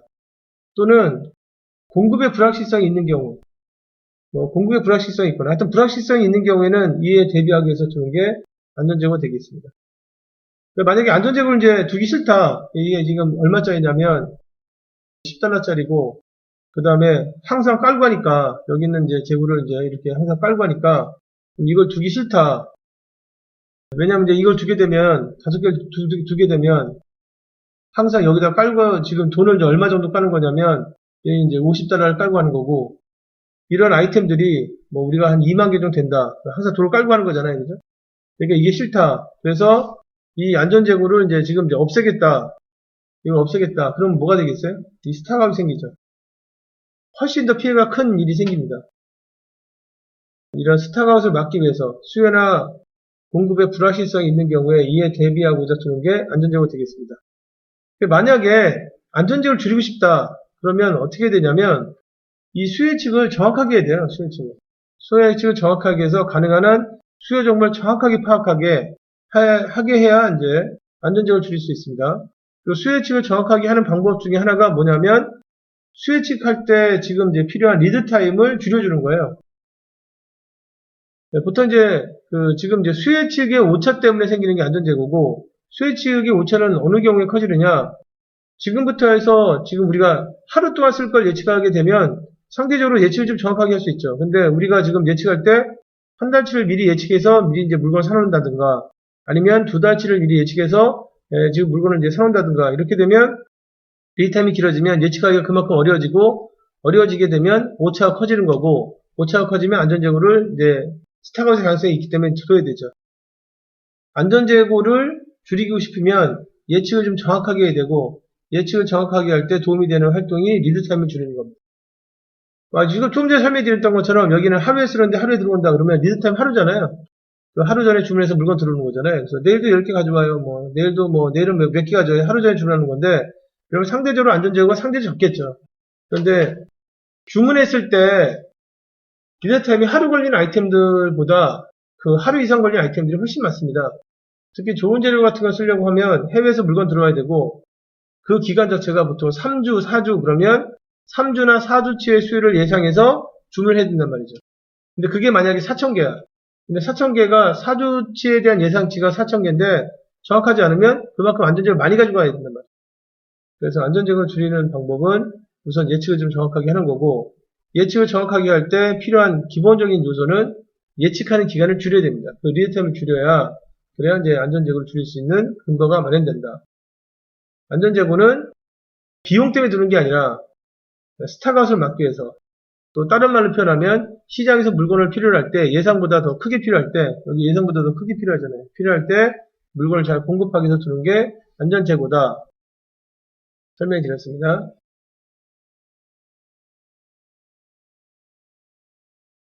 그 다음에 세 번째 재고는 이제 정책재고인데 예상재고가 있습니다. 예상재고. 예상재고는 정책재고입니다. 정책재고. 그래서 이제 누가 정하는 거냐면 탑매니지먼트가 정책에 의해서 정하는 건데요. 이게 세 가지 이유 때문에 듭니다. 예상재고는. 첫 번째 이유는 우리가 만들어 파는 제품 자체가 계절 수요가 굉장히 강한 제품이에요. 예를 들어서 에어컨 같은 겁니다. 우리가 5월달부터 수요가 많이 생긴다. 3월이나 4월부터 생산을 해야겠죠. 그래서 경영진에서 정하죠. 지금 올해는 날씨가 좀 더 더울 수 있으니까 생산은 2월부터 하자. 2월 말부터 하자. 3월부터 하자. 첫 번째가 이런 이유 때문에 가는 거죠.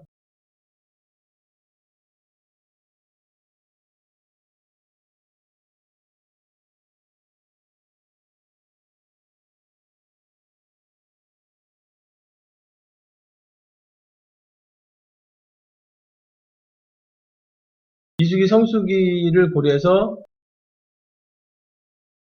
쌓아두는 아이템의 경우에 시즈널 빌트업이라고 하고요. 그 다음에 두 번째는 이제 올해는 휴가를 언제 가냐면 7월 며칠부터 8월 며칠까지 가는데 열흘 동안 간다. 그럼 열흘 동안 가더라도 그 온라인에서 주문 처리라든가 물건이 있어야 될 거 아닙니까? 그래서 휴가 때문에 이제 쌓아두는 거. 그래서 그때 휴가 때문에 이제 물량이 몇 개 필요하기 때문에 생산을 좀 미리해서 쌓아놓는다. 세 번째는 파업의 가능성 같은 것 때문에 쌓아두긴 합니다.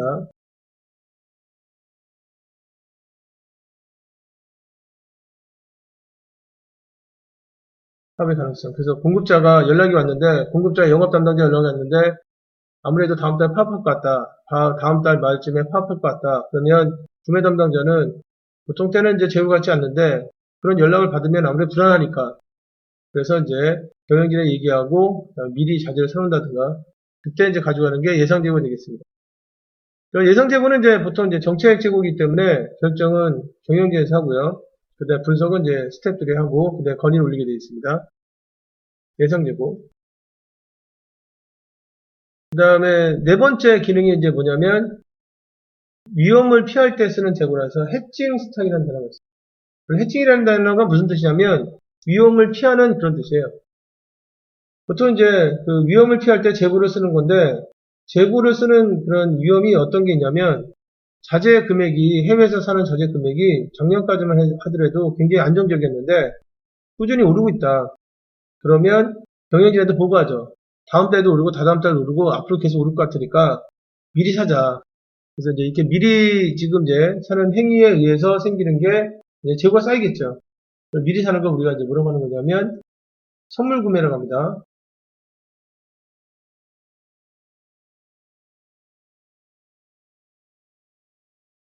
이렇게 하거나 아니면은 뭐 이걸 좀 더 좀 적극적으로 하게 되면 어떻게 할 수 있냐면 오르니까 돈도 좀 있고 하니까 회사에 미리 사서 나중에 되팔자.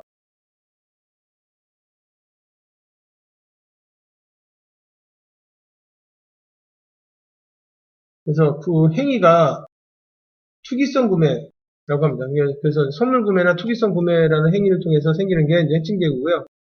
보통 이제 재고에 대해서 얘기할 때 이 해칭이라는 단어는 원래 이제 어떤 위험이 있을 때 위험을 피하기 위해서 쓸 때 이제 해칭이라는 말을 쓰는데 광의의 의미를 쓰게 되면 안전 재고도 이제 해칭 스타일이라고 할 수도 있고 예상 재고도 해칭 스타일이라고 할 수 있습니다. 그런데 해칭이라는 개념을 이렇게 광의를 하게 되면 구체적으로 설정할 때 문제가 좀 생겨요. 그래서 구체적으로 좀 정의를 좀 한 다음에 거기에 맞게 설정을 해야 되거든요.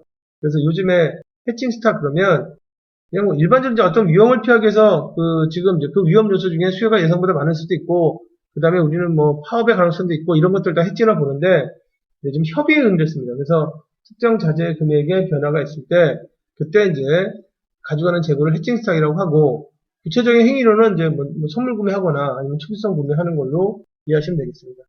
역시 마찬가지로 이제 정책 재고이기 때문에 지금 탑매지먼트가 결정하게 되어 있습니다. 그 다음에 다섯 번째 기능이 수송 재고가 있습니다. 수송 재고는 이제 인트랜지 스탁이라고 하죠. 얘기할 때 이동 중인 재고고요. 이거는 결과물이에요, 결과물. 사실은 뭐 줄이고 이렇게 하는 건 좀 어렵고 공급자가 있고 그 다음에 우리 쪽에 이제 고객이 있고 그리고 이제 물건을 주문하게 되면 물건이 이제 와야 될 거 아닙니까? 물건을 실어서 그래서 이제 물건을 실어서 그 다음에 이제 쭉 해서 물건이 이제 이렇게 들어오겠죠. 근데 이 기간이 거리가 좀 멀어서 기간이 만약에 일주 걸린다. 그러면 이제 일주 동안에 이제 여기 있겠죠. 근데 왜 일주 걸리느냐? 우리가 이제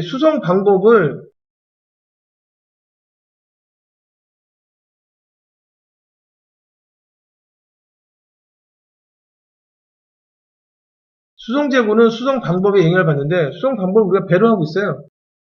그래서 배로 가는 거리가 이제 일주입니다. 그래서 일주 동안에 이제 지금 이제 이동 중에 있는 재고를 수송 재고로 하고요. 수송 재고에 영향을 주는 것은 수송 방법입니다.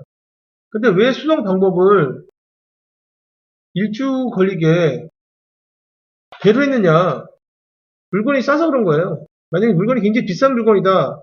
그럼 비행기로 할 수도 있겠죠. 근데 비행기로 하기에는 너무 싸. 그래서 오히려 물건 가격에 비해서 수송비가 너무 많이 들어가. 그래서 이 지금 해당 아이템의 경우에 거래할 때는 가장 적합한 수송 방법이 해당 물건의 특성이나 그 다음에 물건의 가치나 이런 걸 따졌을 때는 수송 방법이 배가 가장 적합하다. 그럼 그거에 맞춰서 선택되고 그거에 의해서 이제 리터임이 나오기 때문에 수송비가 결과적으로 나오는 겁니다. 거꾸로 수송비를 줄이기 위해서 수송 방법을 바꾸는 그런 행위들을 많이 하잖아요.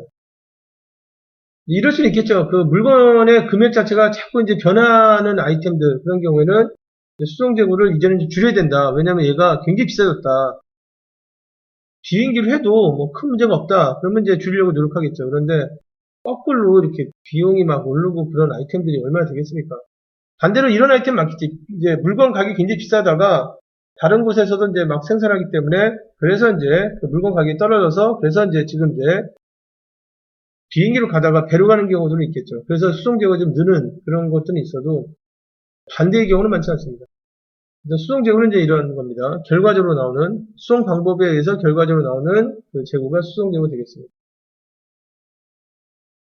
그 다음에 마지막에 보시는 기능이 이제 어떤 게 있냐면 분리재고가 있습니다. 분리재고는 어떤 걸 분리재고를 하는 거냐면 여기 이제 작업장이 있어요. 그래서 작업장 1단계가 있고, 그 다음에 2단계가 있고, 그 다음에 3단계가 있습니다. 이 3단계를 거쳐야 제품이 나와요. 그런데 이 중간에 이제 재고 없이 1단계 끝난 다음에 2단계로 바로 보내요. 다이렉트로. 그 다음에 2단계 끝난 다음에 3단계로 다이렉트로 보냅니다. 그 다음에 이제 나간다.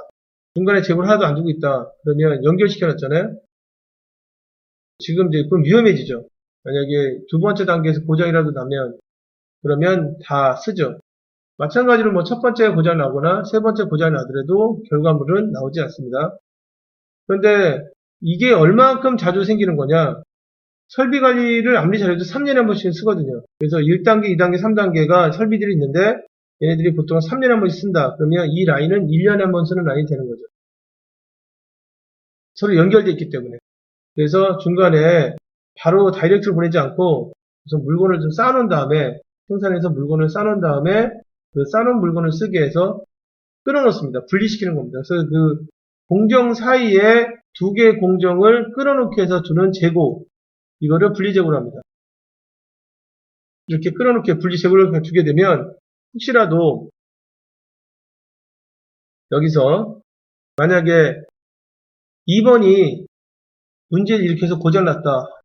그래도 1번은 그냥 여기다 좀 더 쌓으면 되죠. 여기다 좀 쌓으면 되고, 그다음에 3번은 2번에서 물건을 받는 게 아니라 쌓아놓은 물건을 쓰는 거니까 이 쌓아놓은 물건을 쓰는 기간 동안에는 안정적으로 둘 수 있겠죠. 그래서 당연히 이제 여기 사이에 물건을 쌓아놓을 때는 한 번 고장나면 1년에 몇 번 고장나느냐, 그리고 고장났을 때 복구할 때 걸린 시간이 얼마 정도 되느냐, 이런 걸 고려해서 쌓아놓습니다. 그래서 2번 작업장이 다시 복구할 때까지는 충분히 쓸 양을 지금 여기다가 쌓아놓는단 말이죠. 여기다 쌓아놓은 물건 자체가. 그래서 이제 2번이 복구되면 그 다음에 고장났던 시간이 뭐 8시간 동안 고장났다. 그럼 8시간 동안만 추가로 작업하게 되면 이제 유지가 되는. 각 공정 간의 활동을 이렇게 분리시킬 때, 이때 이제 재고를 쓰는 게 분리재고라고 이제 보시면 되겠습니다. 그러니까 분리재고는 왜 갖는 거냐면 작업장의 설비 보전이나 그 다음에 작업의 어떤 연속성이 떨어졌을 때 이때 그 불확실성을 지금 이제 불확실성에 대응하고자 갖는 게 분리재고라고 이제 보시면 되겠습니다. 그래서 여기 재고들이 보통 회사에서 우리 재고가 이렇게 많으냐 그러면 회사에 그 여러 가지 관리가 잘 안 되는 요인들이 있고 그 다음에 그 관리가 안 되는 요인 때문에 이를 보완하고자 재고를 이제 그 사이사이에마다 넣어주는 거예요. 그래서 재고는 우선은 왜 갖는 거냐면 전체 비용을 최소화시키기 위해서 갖기도 하고 그러니까 고정비 때문에 주문비가 이제 세기 때문에 그 다음에 수혜치 오차가 커서 수혜 불확실성 때문에 두기도 하고 그 다음에 우리 업종의 특성상 어쩔 수 없이 두기도 하고 그러니까 갑자기 이제 외부적인 요소죠. 이게 이제 지금 이제 가격이 오르거나 그 다음에 우리가 쓰고 있는 수송 방법이 어떤 것이냐 그 다음에 설비 관리를 얼마큼 잘하느냐 이런 것들 때문에 이제 갖는 게 재고가 되겠습니다. 그래서 만약에 재고를 줄이고 싶다 그러면 이 기능들은 그대로 놔둔 상태에서 재고를 줄여야 돼요. 주기 재고를 줄이고 싶으면 고정비를 줄여야 되고 그 다음에 안전재고를 줄이고 싶으면 수혜치가 좀 정확할 수 있게 하는 인프라를 만들어야 되고 예상재고나 해칭스탑은 외부적인 요인이니까 어쩔 수 없죠. 그죠? 이제 사실 수송재고도 이 수송재고를 줄이고 싶으면 수송방법을 바꿔야 되는데 그런 경우가 확실하게 있으면 그러면 이제 수송방법을 바꿔야 되고 그 다음에 수송방법에 의해서 나오는 거니까 분리재고를 만약에 줄이기 싶다 그러면 그냥 단순하게 재고를 빼는 게 아니라 공정에 대한 설비 보전을 잘해서 가능한 한 불확실한 요인들이 생기지 않게 그래야 분리재고를 줄일 수 있는 거예요. 다시 말씀드리면 재고는 3, 4개월 만에 줄일 수가 없어요. 만약에 어떤 담당자가 회사에서 업무를 보다가 재고를 3, 4개월 만에 한 1000개 정도 가져가는 재고를 3개월 만에 5배로 줄였다. 반으로 줄였다. 그게 이제 어떤 재고인지 모르겠지만, 그게 주기 재고일 수도 있고, 안전 재고일 수도 있고, 하여튼 뭐, 어떤 재고인지 모르겠지만, 이제 이렇게 줄였다. 그런 얘기는 둘 중에 하나죠. 첫 번째는, 그 전에 이 업무를 담당했던 담당자가 정말 일을 못해가지고, 그냥, 터무니없이 이제 물건을 그냥 껴안고 갔거나, 그러니까 이제, 뒤에 맡은 담당자가 재고에 대한 그 개념을 가지고 있는 사람인데, 앞에 있는 사람은 전혀 없었어요. 그래서 이제, 재고를 그냥 터무니없이 많이 가져가서, 실제로 관리 기준에 맞춰가지고 재고를 정리하다 보니 줄었다 이거거나 아니면 나름대로 우리 회사는 재고 관리를 열심히 했는데 청기였어. 그런데 그게 갑자기 어떤 사람에 의해서 오백이 됐다. 그런 얘기는 이거는 좀 현실적으로 좀 어렵죠. 그래서 재고는 꾸준한 노력을 통해서 이제 줄일 수 있습니다. 고정비를 줄이고 리드 타임을 줄이고 그다음에 설비 보존을 잘하고 이런 불확실한 요소를 줄이는 거는 뭐몇 개월 만에 되는 일들이 아니잖아요. 그죠? 회사에 계신 분들 다 아시겠지만 그런 노력들을 꾸준히 했을 때 재고가 주는 거죠. 그래서 우리가 다른 경쟁 회사보다 근데 사실 뭐 경쟁 회사가 얼마큼 재고를 받는지 잘 모르겠지만 경쟁 회사보다는 우리가 재고를 좀 적게 하던 편이다. 그렇다는 얘기는 또는 우리가 작년이나 재작년 대비 올해 재고 수준이 이제 쭉 지나서 보니까 재고가 좀 줄었다. 그 얘기는 우리가 작년보다 또 재작년보다는 좀 더 관리를 효율적으로 잘하고 있다. 고정비도 적게 들고 설비 관리도 좀 잘하고 있고 불확실한 요소가 많이 줄었다. 이렇게 이제 얘기할 수 있습니다. 재고의 기능을 가지고 이제 재고 관리가 어떻게 이루어져야 되는지 한번 설명을 좀 드렸습니다. 그래서 이번 시간에는 우리가 이제 큰 주제를 가지고 이제 시작을 하는데 그 중에 재고의 종류 및 기능에 대해서 설명을 드렸고요. 해당 업무를 보시는 분들에게 뭐 사실 SCM 업무를 보시는 분들은 다 재고 관리를 하시죠. 좀 도움이 되기를 바라고 시청해 주신 분들에게 감사드리면서 마치도록 하겠습니다. 감사합니다.